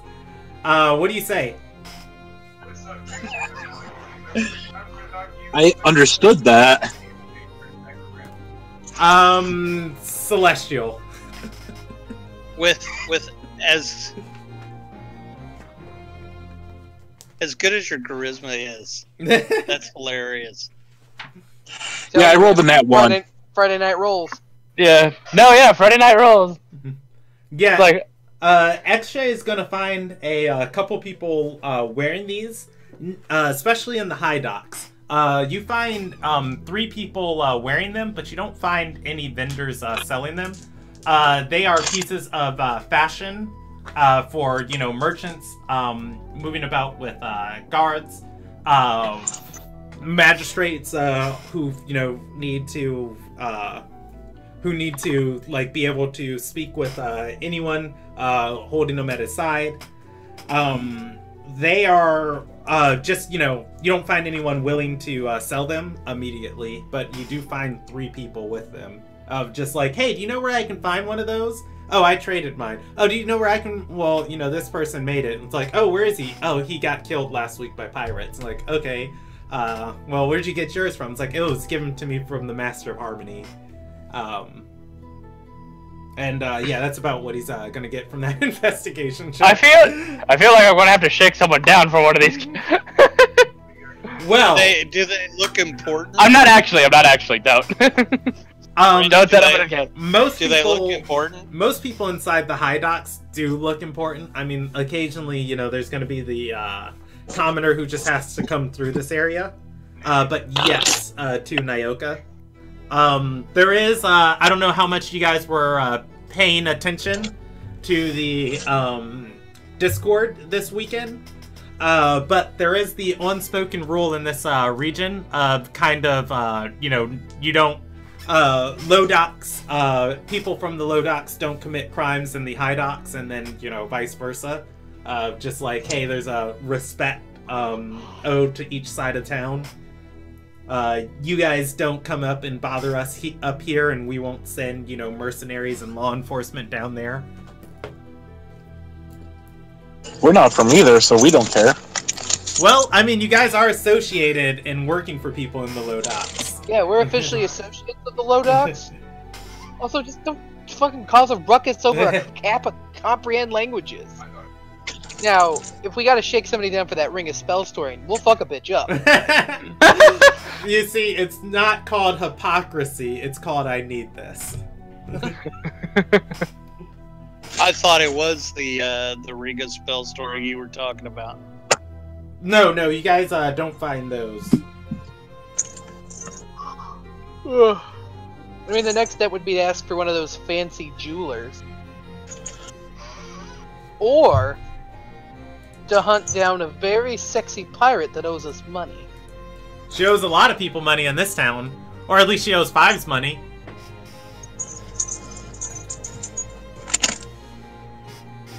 You want to look for Elmira? I mean, I would like to pose it to the group. I'm a magnanimous leader. No, there's no alternative motive here. Which is, it's beautiful. Right now, my party consists of a robot, an Ioka who may or may not just kind of go, yeah, you know, I trust Morgan. Somebody, an NPC, and somebody who, even if they voice opposition, who knows if we'll understand. Just like speaking languages you can't understand on how it's such a bad idea.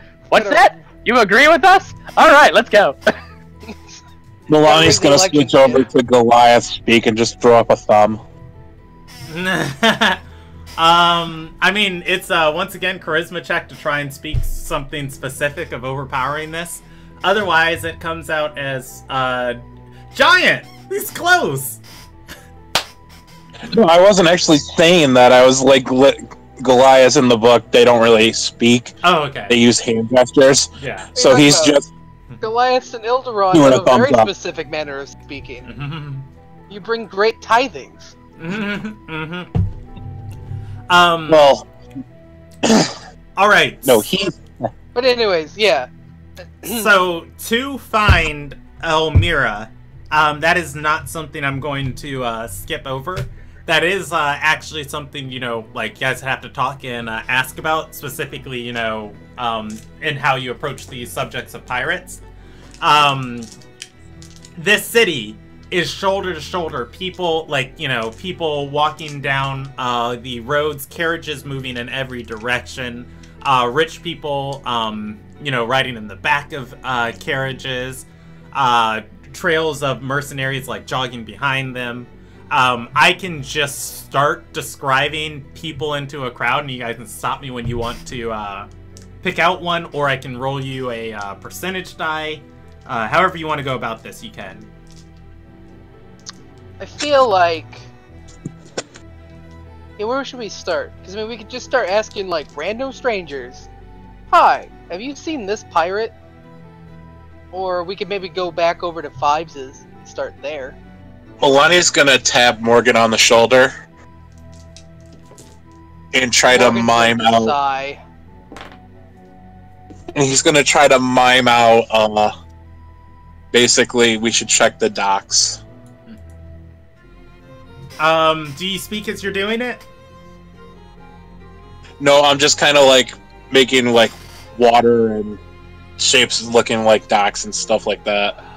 Alright, roll me a performance check. If you beat a 15, you can communicate the idea. If you come under a 15, Morgan can insight it and pick it up. Yeah, you can, 15 on the dot. Yeah. You can make out, like, you know, just like, hey, water, docks, that way, talking with my mouth, pirate, bang, or, you know, stab, stab. And, you know, Morgan gets the general idea. Okay, we'll go to the docks. Just, XJ, don't stand too close. What? I don't think you can swim. XJ's just gonna walk on through. Alright. So, back to the low docks. Welcome back to Seatown. There is the coast where, the quay, where these docks would be built into. And this would be another one of those stilted neighborhoods extending into the shallows of the bay. Just kind of like how all of the houses on the river were built on that stilted wood planted in it. This is going to be the same thing with the knee-deep water of the Bay of the Low Docks. Except down here, it's going to be seawater and it's not going to be muddy and have sand, and it's a little bit prettier. The only issue here is that this part of town is overshadowed by literally everything. Eodothia, the cliff sides, the coastal sides. But moving out to the edge here, this is where all the small ferries and other smaller merchant ships come into town to drop off goods. While down here, there are still people moving back and forth in every direction. There are rowboats going across the bay to the temple. People standing in lines to get passage on them. Occasionally, dock workers unloading a ship that, a dinghy that, comes in from a bigger ship, like with crates and goods on it.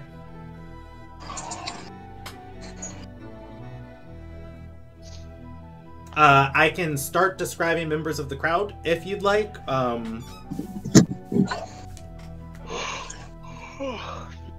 Milani would be looking for a ship that might have the symbol of her pirate crew on it.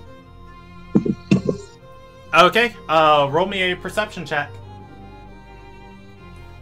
Because she is known in the area, and people know she's here. So her being incognito isn't really seeming like something she'd be doing.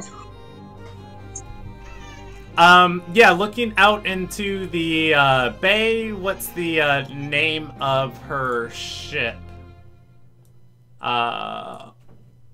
Okay, it's on my notes. It's not on her thing. Because you guys haven't asked her what the name of her ship is. You just see her in the bay waving back at you. If pirates wouldn't be a pirate ship wouldn't be a welcome vessel inside of a Beechwood Retreat. However, pirates would be allowed to, not on ship, just kind of mingle with the people down here. You don't see any symbol of the Ironwind Pirates. If some are docked in the area, they'd probably be further down the coast, outside of, the view of the city. Probably, hiked into town.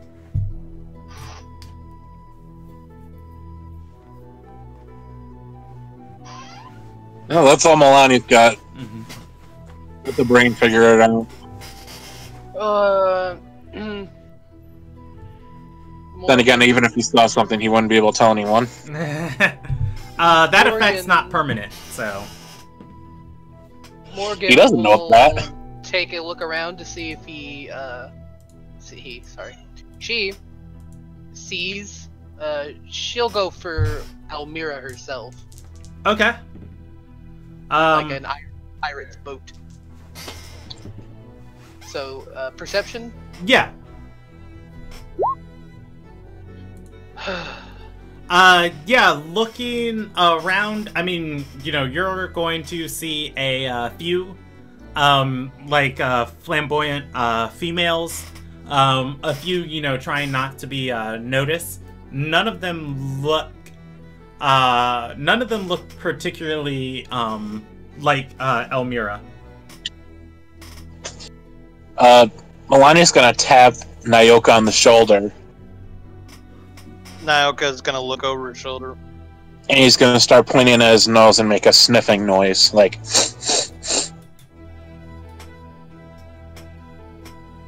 And so Nyoka is going to grab his finger and sniff it.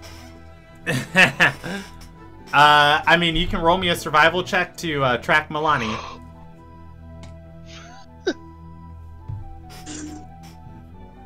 So we're tracking? Yeah, I guess we can do that. Please roll a nat one. I want this so bad. No. I'm joking. You don't have to track Milani. Milani's right in front of you. He's right there. Also, I found it!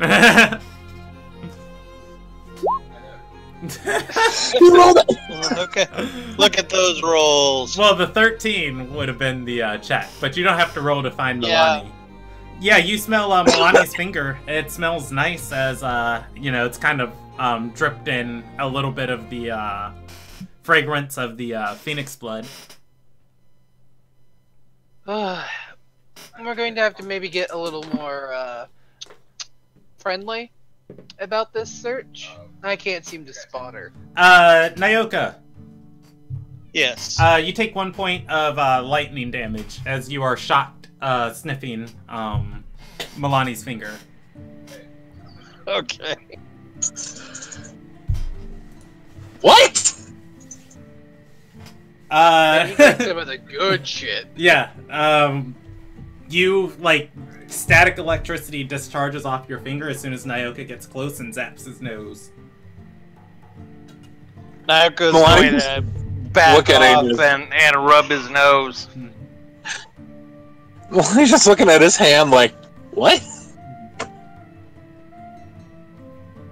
And then he's just gonna be like, no, he's gonna try again to convey to Nyoka, find her scent. Performance Even check if to charades. You know, same thing. And then yeah, and insight 11. Man, this is difficult, but you are gonna beat his performance check. And like, you know, Milani just did a poor job of conveying this, but like just using context clues, what you guys are out here doing, the sniffing, like, oh wait, maybe he wants me to sniff somebody else. The lady we're looking for?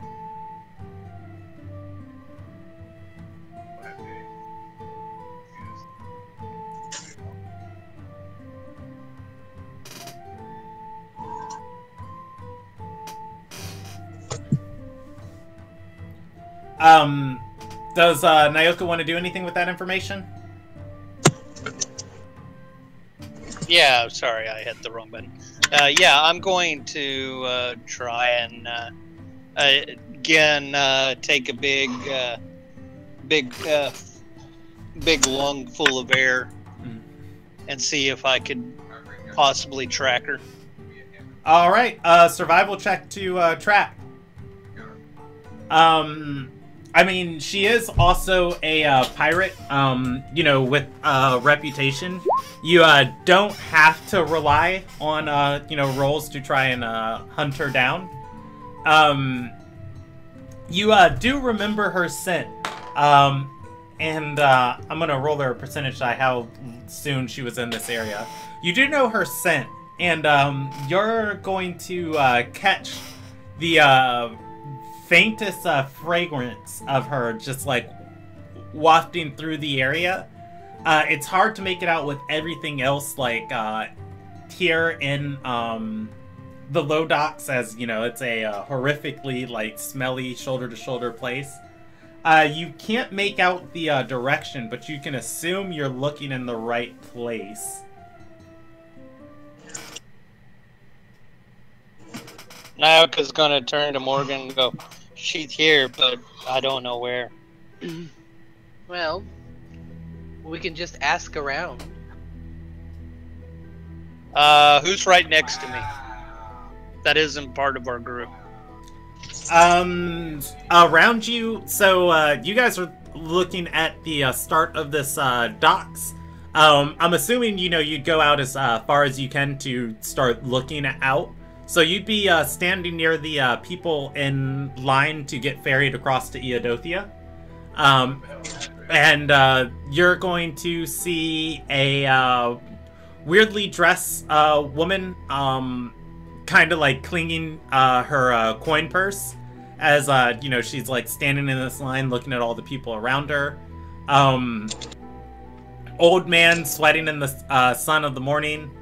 Another man who, looks like your sleazy, typical customer of Eodothia. A younger woman with, 2 attendants to her. She has a ruby pendant on. The old man sweating. Nyoka's gonna turn to him and ask him, "Where's what's her damn name? Elmira. Elmira. Yeah, where's Elmira?" You just turn to him and is like, "Where's Elmira?" And he's like, "Who are you?" Is that all the information Nyoka gives him? He'll say first mate Elmira, and that's it. All right, he's gonna roll a history check, and you're gonna see, like, as you walk up to him to make eye contact, as he's one of the first 5 people in line. You walk up to him, he's looking at you, kind of a polite nod, and then you're just like, "Where's first mate Elmira?" He's going to think, and then just kind of tilt his head away, and he says, "I don't want any business with pirates."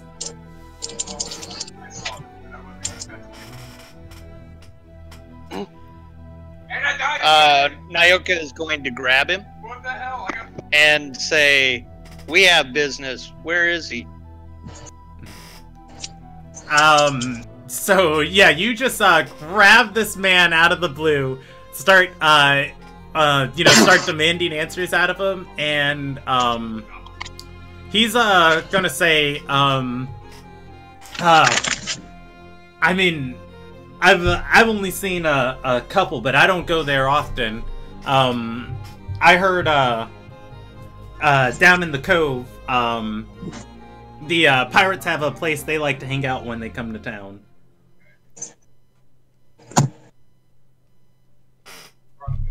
Like as you're grabbing him and shaking him. Okay, Nyoka's gonna nod and then hand him a silver piece. I mean, he's gonna take it and kind of like, clean up his clothes, and he says, "Just want a little bit of relief at Eodothia." I just imagine that whole exchange was the Dark Knight. Where's Rachel? Where is she? The woman behind him's gonna say, "That's the Lodox."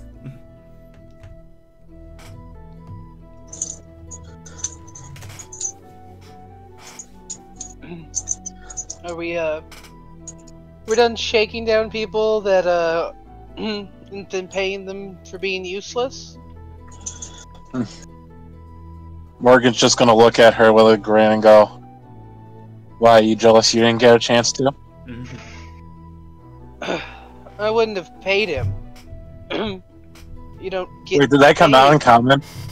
Oh yeah, that's a good question. It's on the verge of wearing off. That would have came out, and yes, it did. Rolled a 1. That's your second one all night. I just rolled your next one too, BT Dubs. You better hope that means you're fixed, because otherwise, you shouldn't be talking about use right now. Hey, I'm still useful. Orcish. My point exactly. Now, can we keep going on with this?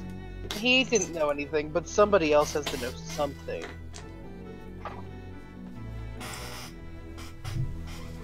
All right. Oh, go ahead.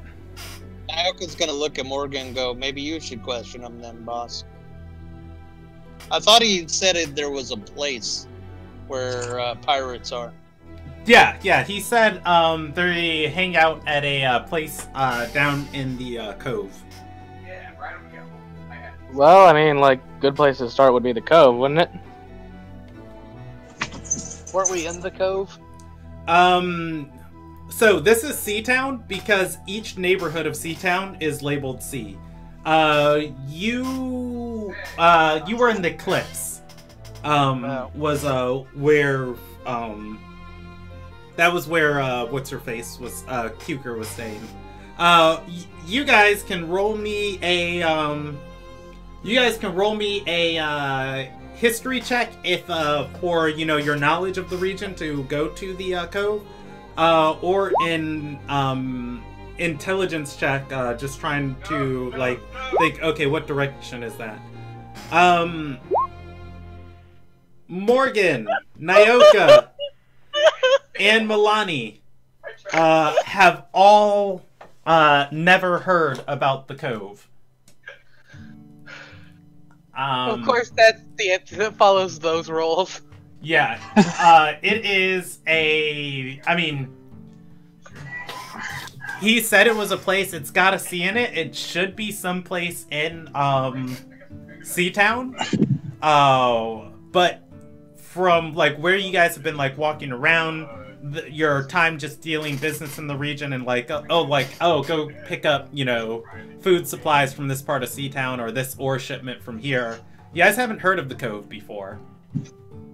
So I rolled a natural 20 on useless information. Mm-hmm. It's not useless.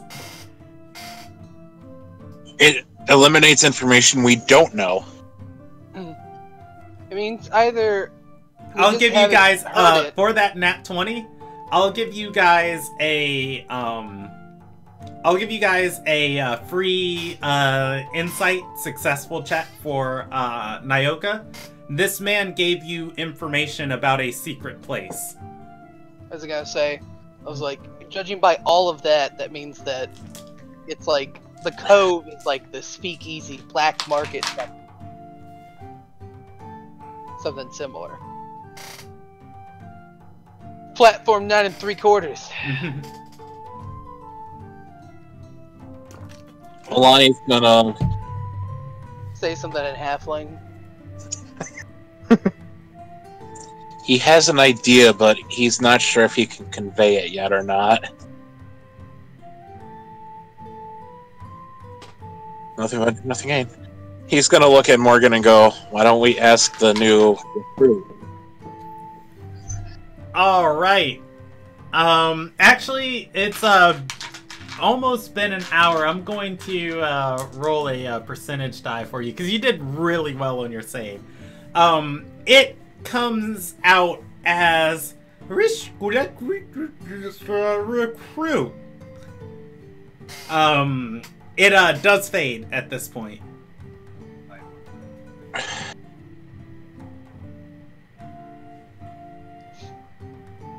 Testing 1, 2, 3. Sounds like common to you. But is it? I mean, everybody else, it sounds like common too. Nyoka's gotten used to ignoring him, so he's just going to continue to ignore him. You had something to say, Milani? I've had a lot of things to say, but apparently nothing was coming through. Why don't we go ask our new friend if she knows where this place is? It wouldn't hurt. Well, who better to On your ask? valuables. You sure you want me and XJ there, though, boss? XJ was with me, when we talked last night. Fair enough. Though, a couple of you might want to hang back. Just so it doesn't look like we're raiding the place. Come with, but Yeah, Nyoka falls back. You want me to go with you since me and you are pretty much the talkers of the group?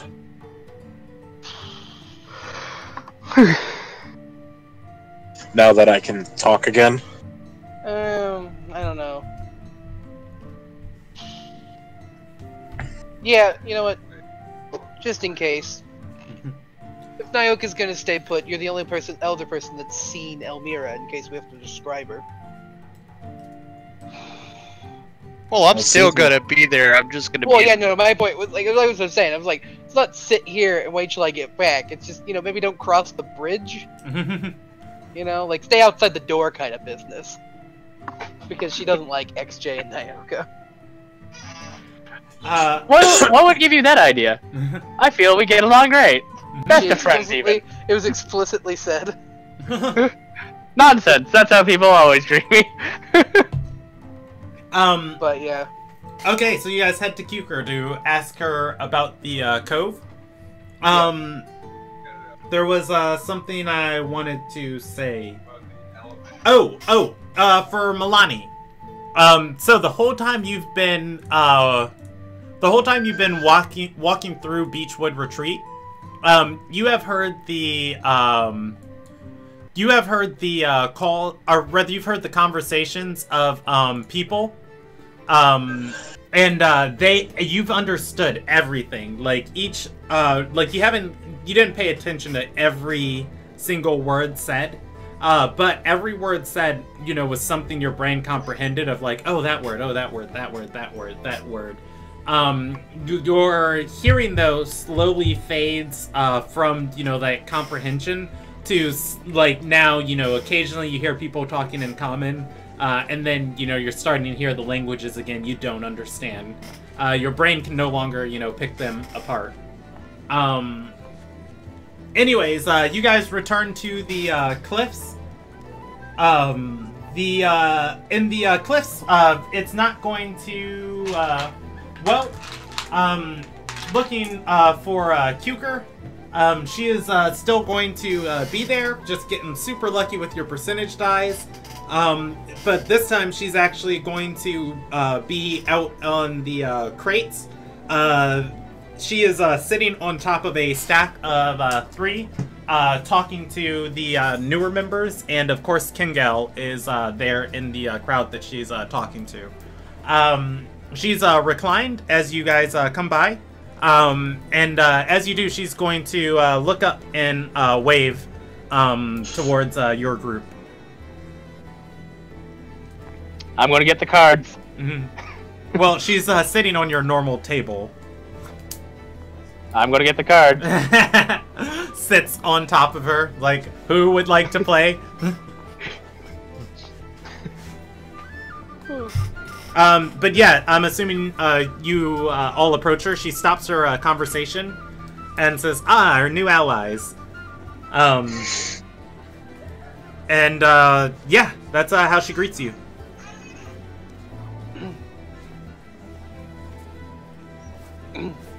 I'm suddenly stuck with the idea, like, is it the morning still? Yes. Good morning. We need a piece of information. Do you happen to know how to get into the cove?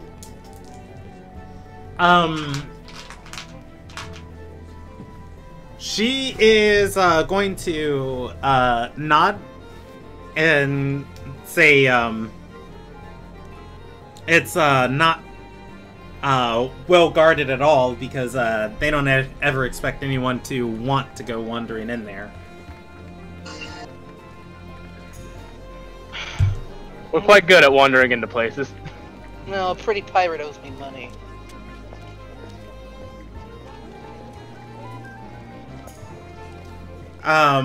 She's gonna yeah, she's gonna look towards XJ and say, a shiny construct owes me a bag of flour. You're still not getting it. Morgan's gonna give you the side eye at that and go, you owe this woman flour? No. She's gonna say, your goons cut a sack of my baking flour.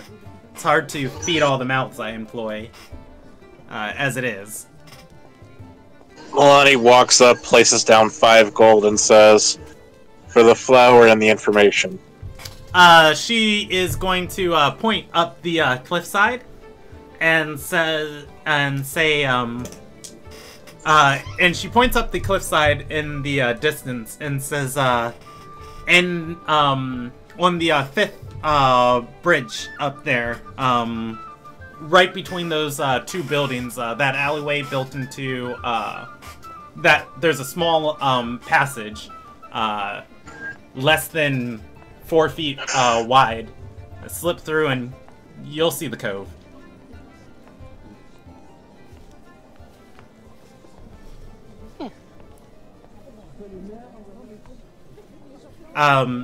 She is going to look, you know, like at her group and says, we don't wrangle much with pirates, but it lets out into different parts of the city, so this is one of those areas, and we just pay our bit of politeness, and they keep moving, and we keep doing what we do. Understandable. She is going to jump off of her crate, hand on Morgan's shoulder, and say, "The sea's the sea, the land's the land. They respect territory. They don't make trouble while they're on shore." Nyoka's gonna stiffen at that. The fact that she put a hand on me? Mm. And he is going to do an insight to see if she's A, dangerous, or B, trying to shake her down. Go ahead and roll it.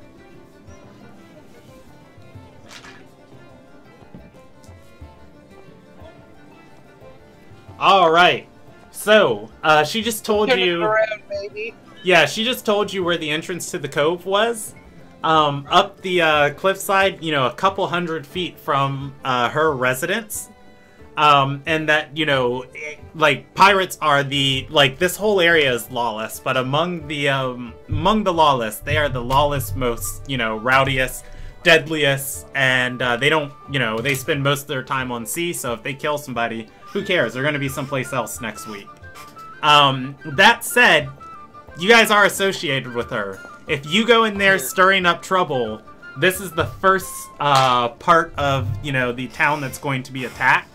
And you can make it, you can surmise that, you know, she's, like, while it is a very, genuine word of warning, she's probably more so looking out for her and hers. Of just, like... I guess the question is, are we willing to give up a payday for some territorial disputes? I mean, I don't intend to start any trouble. That's the problem with Morgan. She doesn't intend to. Her mouth just doesn't fool her. You know, I'm owed money, and, you know, maybe I want to get some aggressive flirting in. Like, you don't know me. Does Morgan say that out loud? No. Okay. Did she remove her hand? Yeah, after the warning, you know, just like that. Hand on the shoulder, straight look into the eyes, just like, you know, I want to do business with you. Please don't get us killed. Hand off. Before she took her hand off, Nyoka's going to reach up and gently move her hand off of her. I like that. Off the merchandise, please. After her response, Milani's just gonna laugh, look, or point to himself and then to Morgan. I think we got the land and sea part covered. That's not the part I'm worried about. Looks at XJ, looks at Nyoka, looks at Milani. I see no problems here. You boys need to behave. I did exactly as I was programmed. That's the problem. You were built for... Milani looks over at Morgan, kind of like playing an offense to it. Like, when have I ever caused an issue that wasn't already started? You mean that I don't one think that- time where you went to the healing house to help sick people and you started insulting your... I mean, never mind.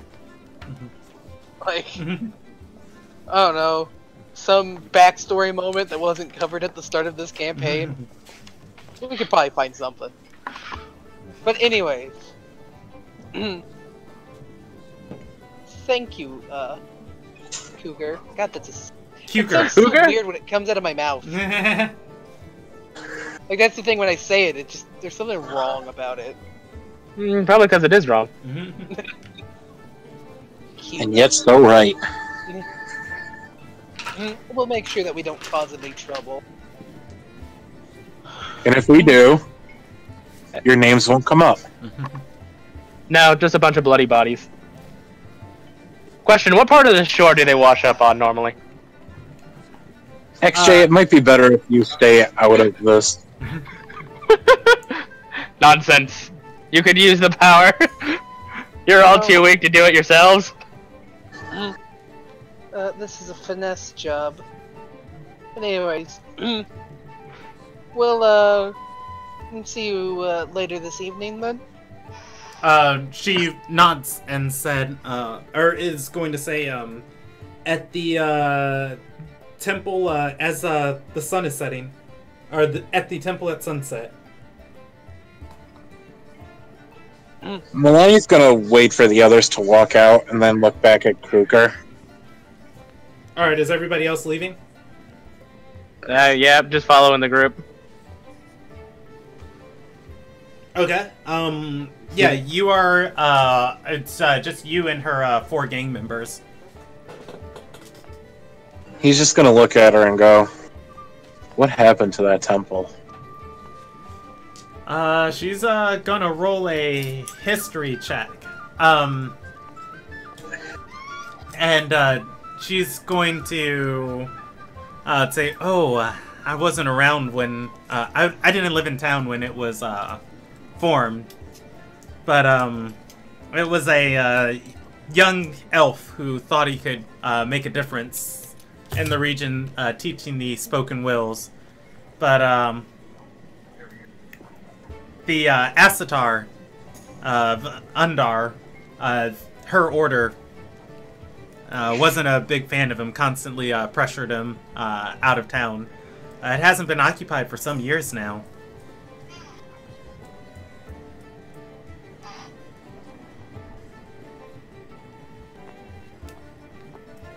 By no means should any place like that be that desecrated.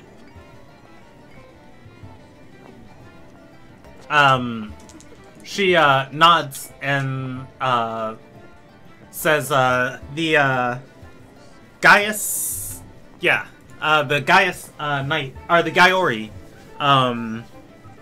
felt that this was not the place nor the city for it.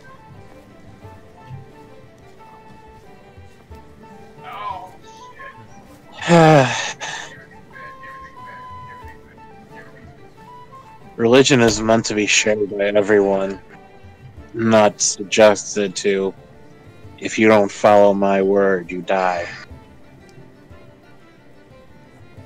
And she's gonna nod and say, nothing terrible happened to, Kelvin. He just packed up and moved elsewhere. The Gaiori just have, the Gaiori have the Master of Magic's ear. There's just nobody to tend to the temple. It's under the Master of Magic's domain, and he doesn't wish to have the hassle of dealing with them. At least that's what I heard from the goings-on of the people that I entertain. You know, from what I saw yesterday, that's not just a speck of dust, or a coating of dust from an abandoned building. It looks like it was destroyed. Like someone went in there and purposely just started smashing everything. She's gonna nod and say, well, once he once he left, looters, homeless, the down on their luck, everybody likely swarmed inside of the temple. And she's gonna gesture back and say, "That's why I like the cliffs. It's pleasant out here. At night you get a nice sea breeze. You don't have to worry about, or you don't have to worry about being swarmed by the poor. It's and she's just gonna say it's the best place in the Low Docks to live." Yes, it is nice here. Well, I better rejoin the others. Thank you for the information, Coker. Alright. Does everybody head towards the cove? Yep. Yes. Alright, you're gonna go between these wooden buildings, and so Kuker's place has been like mined into the cliffside, and then like kind of like the storefront built into it. And then when you guys were inside, it's just like wooden boards laid over the stone floor that was, uneven. Here, the cliff actually breaks into like a small crag of sorts. Crag's down. I don't know what the horizontal version of a crag would be. But it breaks into a small crag, and the buildings here are actually built, around this crag. Forming, an alleyway that is, I mean, you could walk shoulder to shoulder in this, just two people, and if you did, you'd be squeezing along the sides of this place, like against the cliffside on one face and the wood on the other. Before finally, you get to the end of this alleyway. No light is hitting this place. And on the other side, you are likely about 70 feet up. There are wooden walkways built around the inner part of this cove. It overlooks probably a bay of water, about 60 feet below. Straight down, we'll just roll a d12 for walkways. There are 11 different tiers of walkways just leading up from down there to up here, or where you're at and above. This is also directly underneath the high docks and areas, and you can see the foundations of buildings have been supported over this place, covering it from any sunlight. Just like the cliffs, the buildings here aren't built into the stone, but are more so these wooden structures supported from it. It is a winding labyrinth of rope bridges down to the bay below, where you guys can see at least a half dozen, or no, probably about a dozen, just different dinghies docked down here. This is a less populated part of, welcome to the two least populated parts of Beechwood Retreat. No shoulder-to-shoulder traffic here. You can hear the rowdiness of people from some of these buildings. All in all, there is about, on this cliffside, there's about 8 major buildings that you guys see. Other things are just like small dwellings. Any taverns or things that would be like a tavern? Yes, there would be. From what you can see, one with open doors. It's gonna have the sign, the universal sign of a tavern. There's going to be a drunk person unconscious with a bottle on their chest, lying and slumped against the wall, legs extended out over the walkway, taking up half the space of the wooden walkway that goes in front of this place. The door is open and there is festivities from there's people shouting from inside, but you don't hear like a bunch of rowdy people. It's just the occasional "Ah! Ah!" Ha Brandon, is there any I don't know what you'd call them, like eaves or whatever? Eaves? Yeah, like for rainwater to roll off, or is it just straight down? Oh, yeah, it's straight down. This coast would, or rather this cove would be built kind of like, let's see. That would be the cliffside as far as like the shape of it if you were looking at it horizontally. But if you were looking straight down from where you guys are at, which would be, you know, right there, it's just it's a half bay of water that this area encompasses, and we'll draw that like. So what I'm getting at is, you see these pictures in the lower left-hand corner of like roof and like stories, second stories. Mm-hmm. Is there any like eaves like that? For the building that's here, this one, yes, it does have. And I was actually just researching these today. It does have the I can't remember the term for it. But it was I know what you're talking about now. It's a different term that I was looking up for them. But yes, it does have that extended second story, specifically extending over the what you can assume is the street. It's easy to see down from these places, a little harder to see up when you're from the under the buildings. And you're talking about, if you look in that final picture, you're talking about that right there, like that, that extending, that extended top foundation. Yeah. Okay. Yeah. I'm going to pull. You can tell me what you're doing. I can multitask. I'm going to pull up my YouTube because it was the last thing I watched before I came to this session and prep.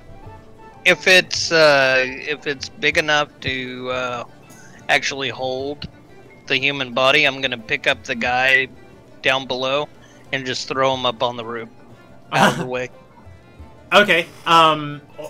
So he is on the walkway that you're on. You're gonna pick him up and put him on the one below. Oh, so it's below? Yeah, I'll throw him below. That's perfect. All right. As you do so, he's gonna go. You drop him onto the next roof. He clings to it drunkenly. He keeps his grip before sliding off. I'm sorry, I walked away for a second. What's going on? Nyoka's gonna smile and wave bye to him. You guys found a tavern. There's a drunk man in front of it. Nyoka just threw this man over the ledge onto the roof of the next building below. Nyoka, why are you trying to kill a man when we're here to be people? I actually was not paying attention, but XJ would have joined in. Nyoka's gonna look at him perplexed on killing. I'm like, I didn't kill him. He's safe on this roof on the second ring. I just moved him out of the way. And I'm gonna turn to Morgan and go, I cleared it for you, boss. People wonder why I'm so prickly. The term jettying, Jettying, and the under part of it is called Makikulations. Yeah, because I didn't know what those were either. I had to look it up before this session. And I was just like, I'm going to be able to describe these buildings if they ask. And then I forgot. Cool, so since, you know, we committed petty assault to clear the entranceway, let's go into the tavern. We worked really hard to get in there. Alright, I sent that video to the Discord for anybody watching. Later, you can educate yourself. Yeah, learnt. Yeah. Anyways, stepping into this place, the first thing you're going to see, it is, and I went off the tab to pull that up. Where is this thing at? Oh, here we go. All right. So, you are going to see, this entire area is shady because the high docks is built over it. No sunlight is hitting this place. The only light is coming from the eastern side of the northeastern side of this or northwestern side of this cove. As you know, the area of the sunlight's hitting the ocean, and then that open light is kind of making lighting this whole place with dim light. Stepping into this inn, this tavern's going to be an even shadier place. It's going to be XJ's dream. There are going to be people playing card games, just kind of lining this whole central area. Elmira is dancing on a, Elmira's not dancing. Elmira is reclined on a table against a pillar going through the center of this building, supporting it, and the next floor of it. It's only this small den that's maybe 30 feet, 40 feet big in 40 feet big in diameter, and it's not even a circle. It's a like rectangular den of where they could squeeze this. She is reclined against this support pillar on a table, and there is somebody else dancing to a upbeat song that she is singing. She is drunk, and she is singing in elaborate, lengthy sentences.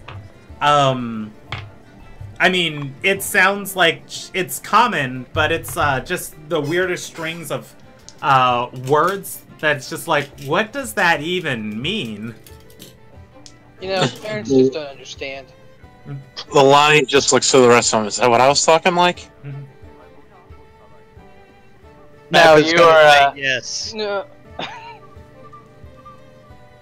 So I mean, from the sounds of it, it's she's speaking English. It's just, why would you put those words together? Yeah, it'd be a DC 19 insight check to try and figure out anything about this. Don't worry, I gotta break the streak. That's an intimidation. Yeah. You're welcome. If you want to use the roll, it's my insight is a +2, so yeah, you would hit it at 19. Milani can't make out what she's saying, but he's heard this before, particularly among some of the more hated part of his unit, the people who dealt with smugglers and drugs. She is singing in thieves' cant. Just these elaborate sentences. You don't know what they mean, but probably if somebody spoke the language, there'd be an under theme of whatever she's saying. Maloney But just it's, goes, it's kind of like the lad walked along the last, the dagger's there and that, but that. It's like, wait, what? Okay. It's like listening to K-pop. It doesn't make a lot of sense, and then all of a sudden it's just like, wow, fantastic, baby. Well, it's just like, oh, they're singing thieves' cant. Badly. That's a weird thing to do. You literally spoke every language for an hour today. To be fair, that was probably due to magic booze. It was definitely due to magic booze. Add a character. It's Elmira singing, or is the lady, person dancing, in front? Elmira is singing, and there's a person behind her dancing on the pillar that she's reclined on.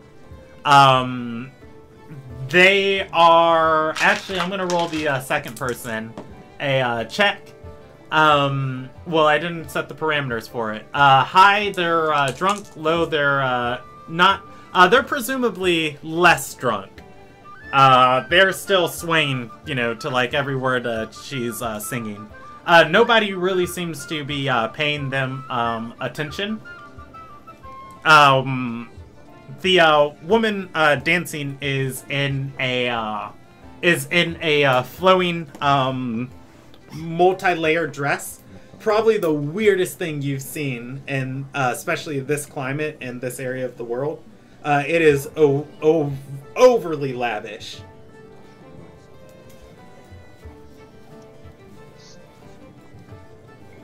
Hey, Nyoka. Did you bring that booze with you?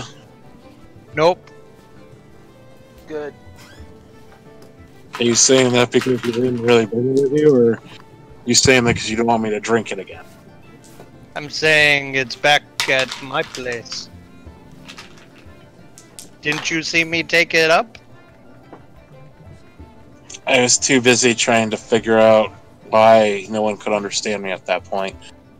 Ah. Oh.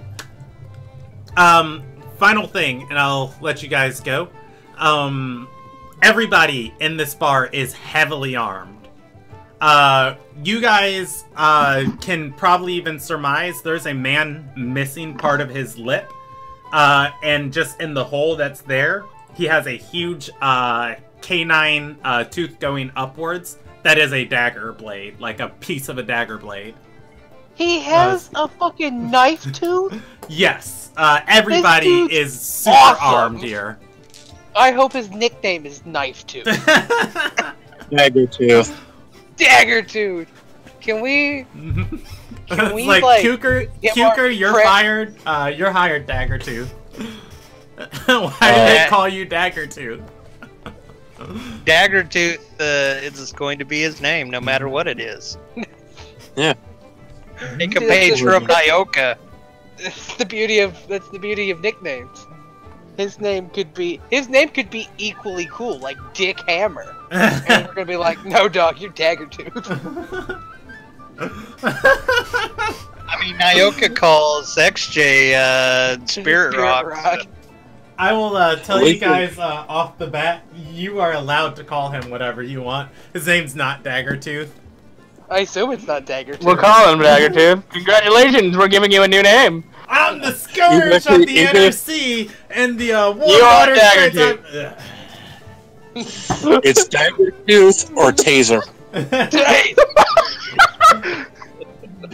Okay, anyways, I am gonna just be like, I'm so conflicted.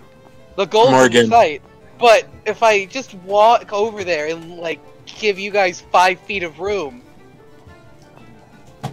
you'll kill Nyoka is just gonna walk over there and sit down next to there's too many women in your things. Elmira.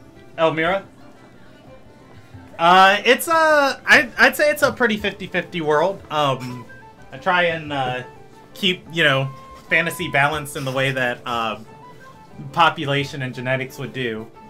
It's fine, dude. I'm just saying you have a lot of names that I can't get straight. The Elmira. Okay. You can go and sit next to her, and oh god, she's been rolling with disadvantage on her perception checks. And she's gonna, like, as you sit down, she's going to stop her song and just kind of like snap at Nyoka a couple of times and say, "Are ye a lizard?" I don't know why that's like... Morgan, before this turns into a bloodbath, why don't you go offer a peace offering with a drink? I've got it. Nyoka isn't phased. He's just looking at her. She's going to yell for the tavern keep, and everybody here, like, this is kind of just a holdover until they get their next orders from their captain or whatever, and people are just like passing time gambling or whatever while they're on shore. It's by the way, entire time XJ, like, card table. Okay, yeah, it's not very loud here, and she's the only one just like kind of screaming and making the scene. she's gonna yell for the tavern keep and say, "Hey, another mug of ale on the Ironwind Pirates for this one." And she's gonna, slam her mug to Nyoka's chest and say, "You know this one, right?" And she starts singing her Thieves' Cant song again.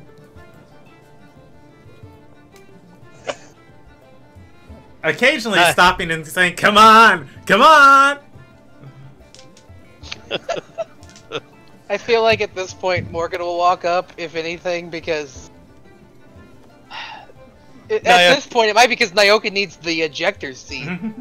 Nyoka just had. Is there only on the seats? Is there more than one seat, or is it just the one? I mean, this table is pressed against the pillar. I mean, it's just a square table. 3 people can sit around it. It's only 2 attendants are on top of it, other than, now Nyoka. She is reclined across the table. The person is standing behind her, dancing. She begins swaying again when Elmira begins singing. You can assume if she wasn't so inebriated, she'd probably be some type of professional entertainer. Like, she's not bad at what she's doing. She stumbles in a couple steps, but for the most part keeps pace with Elmira's song. Milani listening to her singing when they go up, he's going to try to join her. Okay, you can't sing in Thieves' Cant. It's like, who knows, like... Oh, go ahead. He's going to be throwing out, like, random words and try to make it seem like he's singing the same song in the vein that she is. It's exactly like listening to K-pop. Alright, go ahead and roll me a deception check.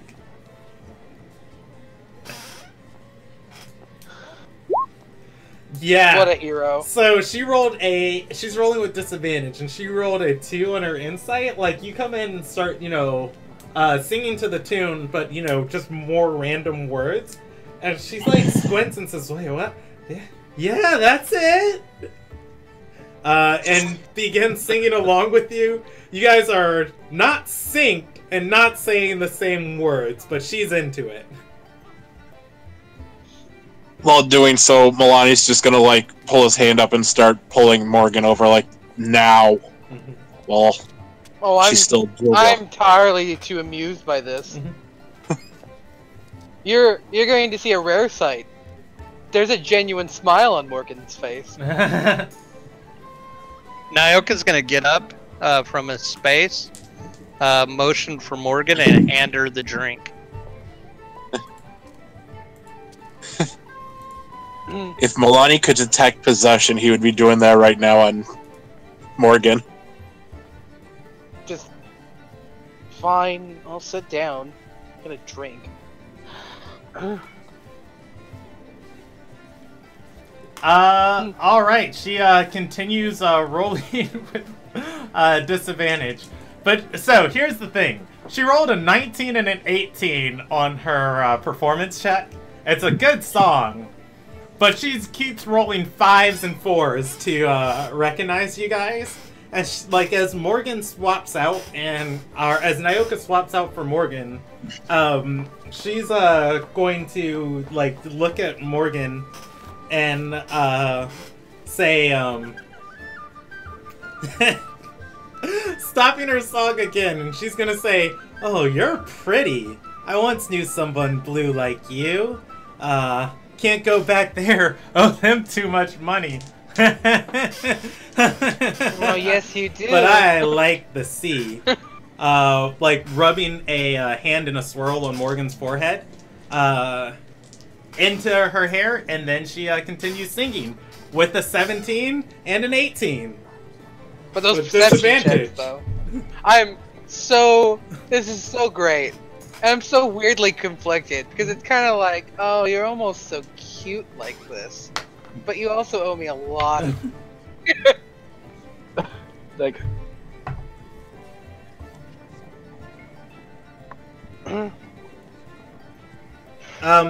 Yeah, if you guys are continuing to circle around Elmira, A couple patrons are, you know, like, you're gonna see them, like, looking up from, like, their games and tasks, but otherwise, you know, not really disturbing you. Just kind of, like, keeping an eye if anybody's going for their weapons or, you know, unseen daggers. Joke's on them, I am the weapon. No, I literally am a weapon. Right, two ends of the spectrum there. X-Ray, literally a weapon. Me magic, so the weapon just kind of flows.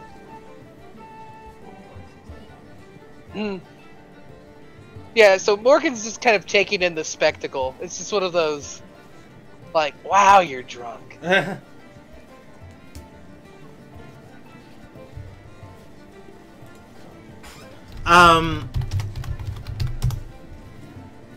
Give me 1 secondo.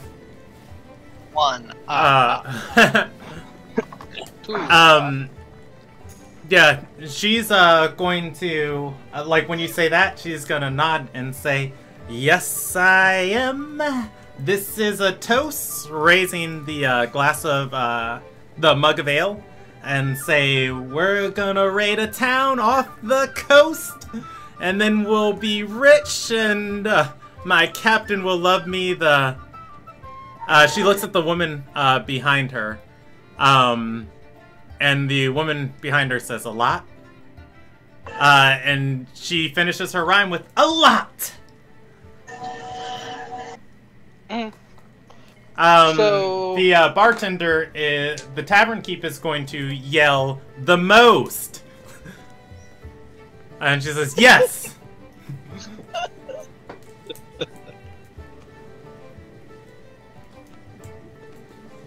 So, I'm gonna roll an insight check, because I'm not sure if that's, like, you know, still drunken singing, or, like, we just got revealed information from some loose lips, which sink ships, pirate lady. I know what you're saying.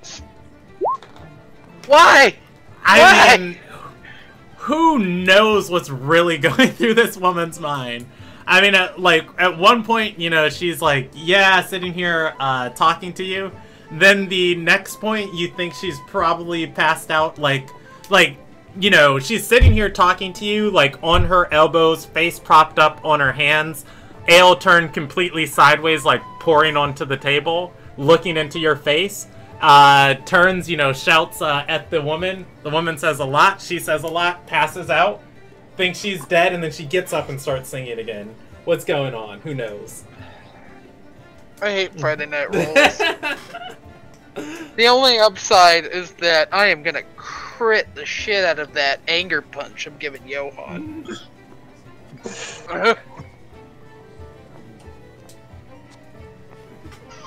I mean, Morgan. So it's time to get what counts as aggressive. This is gonna be fun. Morgan's gonna, like, kind of lean a hand in to, like, gently take, you know, Elmira's, like, cheek. You know, and then, like, you know, so it's, you know, it's like one part, like, you know, like, gentle stroking, but also, hey, I need you to actually look at me because you're too drunk to be on a swivel. And then kind of lean in, flutter the eyes a bit, and go, "Oh, you're gonna raid You something?" get about that comment out, like, "Oh, you," and then she leans forward, falling off the table onto Morgan, in an attempt to kiss you. More so just, like, sloshing ale onto you, and just, you know, brushing past her face of just like, Morgan gets the heavy scent of alcohol all over her. I'm so upset. That just killed my mood. Lean in for it! Lean in for it! We're gonna push your back. You see, this is why I like not having a set the spell. Oh, she's on the floor? Yeah, she fell past you. The woman on top of the table is gonna look down, and she's gonna get off the table and help her up. I mean, yeah, Milani will help her up. Nyoka's gonna turn to the helper and go, "Where's she staying?"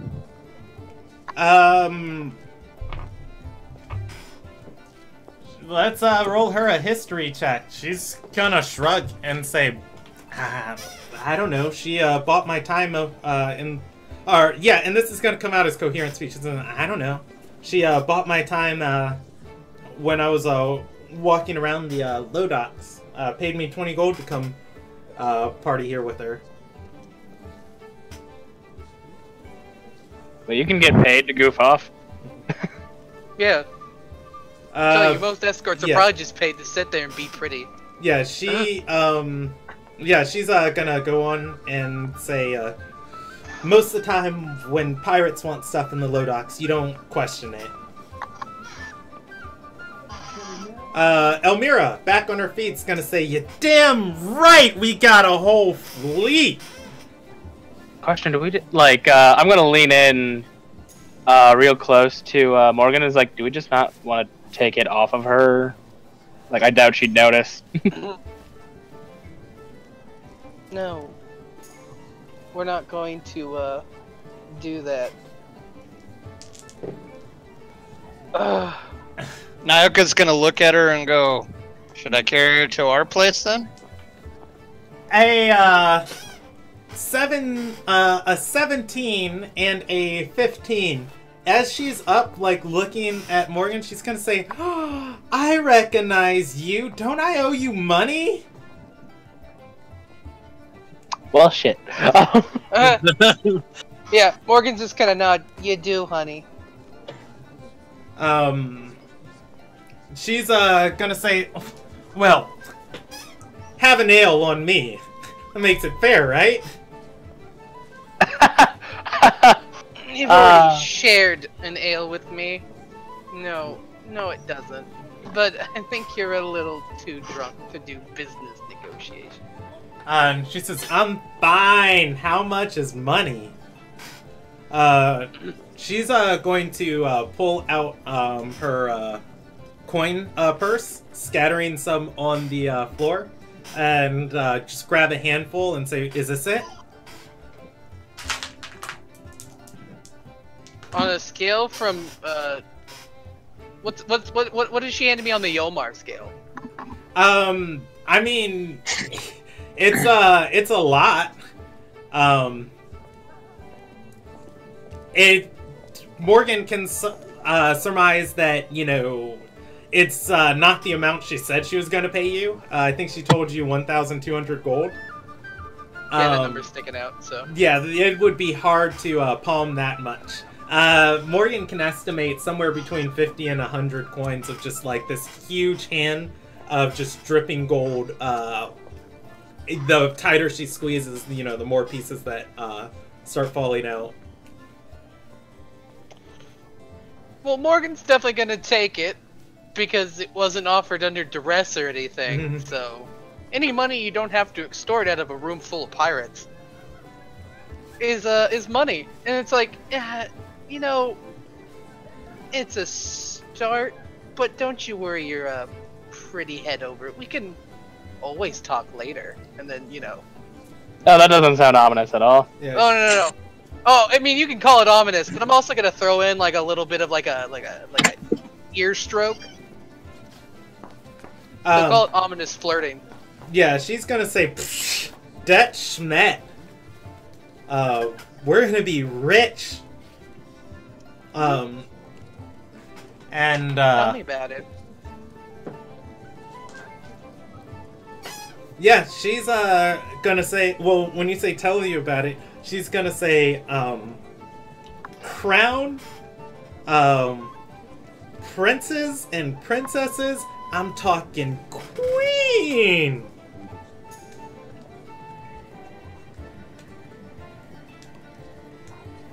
Go on. She looks side to side and says, like, that was it. Wow.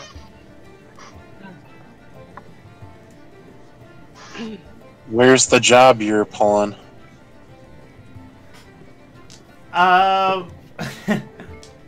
So, you don't have to roll any type of persuasion check. I'm just rolling her intelligence check, so if she's, you know, smart enough not to answer, she's gonna put a hand on Milani's chest and say, this guild over in Licky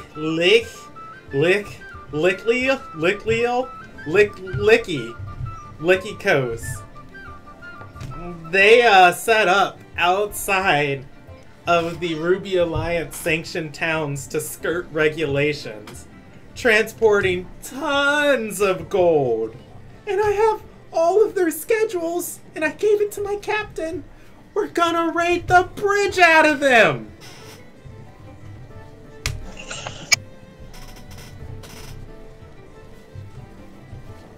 Wait, I'm sorry, could you repeat that, Brandon? Oh, 1 second, notes. oh, I already know all about this. We're accomplices. Oh, no, I know the part about us helping her get the plans. Didn't know the part that the White Cloaks were smuggling gold past the Ruby Alliance. No. Lockleel's not a sanctioned town of Beechwood Retreat. So that's why when Aryeo went to ask for help for it, the Master of Harmony was like, where is that? Oh, that's one of those weird places where all the mercenaries are gathering together. No. Like, I don't care about them. Specifically, all of the profits made inside and outside of Lochleel don't fall under the imminent clause. They can't claim... the merchants of the Ruby can't claim domain over anything you guys do in the city, and that you guys have to pay any sort of taxes or percentages on it. That's why he had to buy the key off of you, rather than saying, oh, this is mine now, I'll compensate you accordingly. He had to negotiate for it. That said, the White Cloaks are negotiators. That's how they make all their money. They're not protected by the Ruby Alliance. Which is why the pirates can raid that place freely, and not draw, any ire like they would if they were to raid the Beechwood Retreat. Like, everybody here is kind of ignoring them, whereas in Lochleel, they were hunted. But, it's kind of that unspoken rule of, like, don't mess with this, because, we don't want to firepower mercenaries against pirates in Beechwood Retreat. But Lochleel, who cares about that? Like, that's under nobody's, territory. So that's like no man's land. Yeah. The whole clutch is no man's land, except for these city-states. There are factions that control these giant city-states. You guys live under the influence of the Merchants of the Ruby. They control this region, but not your city. Beechwood Retreat is their city. But yeah, Elmira just told you guys she's about to raid the mess out of the White Cloaks. I feel like we need to get in on this. Maybe not with them. Maybe we take it over from them. Elmira is not just a pirate. She's a first mate. She's a first mate of a captain in a huge fleet of pirates. The biggest fleet of pirates in this region.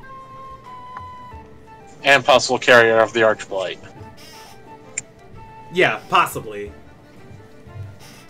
Possibility is there. Well, I mean, if they're carriers of the Archblight, then sorry? Gotta eliminate you? Fire? That's a pretty decent reveal. It is 10:38. Do you guys want to end there? Or we can keep going for a few more minutes? I mean, she's got more drunken information she can accidentally say, or we can just pick up here next session. I say we pick up here next session. I have to go to bed too. Okay. I was about to say, I'm not got sure. work super early. I was like about to say, this might drag, and we definitely don't have time to go do Will. Yeah, something you guys can tell me, because you are in your own section of the world, and I am completely fine with this. If there's anything specifically, like, ahead of you guys that you want to just do, You know, I'm perfectly fine with you guys saying like, oh yeah, we just want to wait till nightfall and like go see Willis or something, if, you know, that was something you wanted to do at the start of the session. So just for, you know, like the future. But go ahead. Yeah, I was gonna say, like, when we were done with Elmira, I mean, we might want to do a bit of a powwow because of what we just learned. But I figured that would, like, I personally don't have any other pertinent information, like, at that point, we'd just be literally trying to kill time to like make it make sense that it's now nightfall. So, yeah. Hey, Brandon. Yes. Before we stop, Nyoka is going to win. Elmira hands Morgan money. Nyoka is going to lean over the shoulder and say, "You owe me money too." I have a random question. How much did I make in gambling? I was just rolling those for you. I'll roll the first one, second one. You are going to lose them at gambling. These guys are high rollers. It is a hefty table to play on. You lose 3d6 of gold. You're going to lose 10. Nyoka, so this is... Alright, so she's going to reach into her coin pouch, a second handful, and throw it in the air and say, "I owe everyone money!" Showering coins on everyone.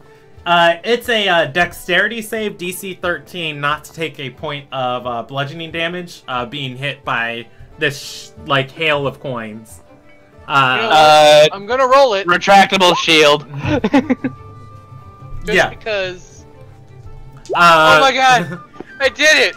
You move out of the way. I successfully avoided her making it hail. She gives Morgan 95 gold coins. That's what she hands you. Across the floor, as a couple people like the serving staff, of course, the entertainer, are going to go for some coins. The party's able to pick up 46 coins that she just throws across the bar. I will allow the peasants, aka the rest of you, to have it. Among those, she also throws 4 ruby pieces. I will take those, because I may or may not need to grind them up into dust. She's going to snort them. No, guiding bolt stupid. All right, and that's where we're going to end for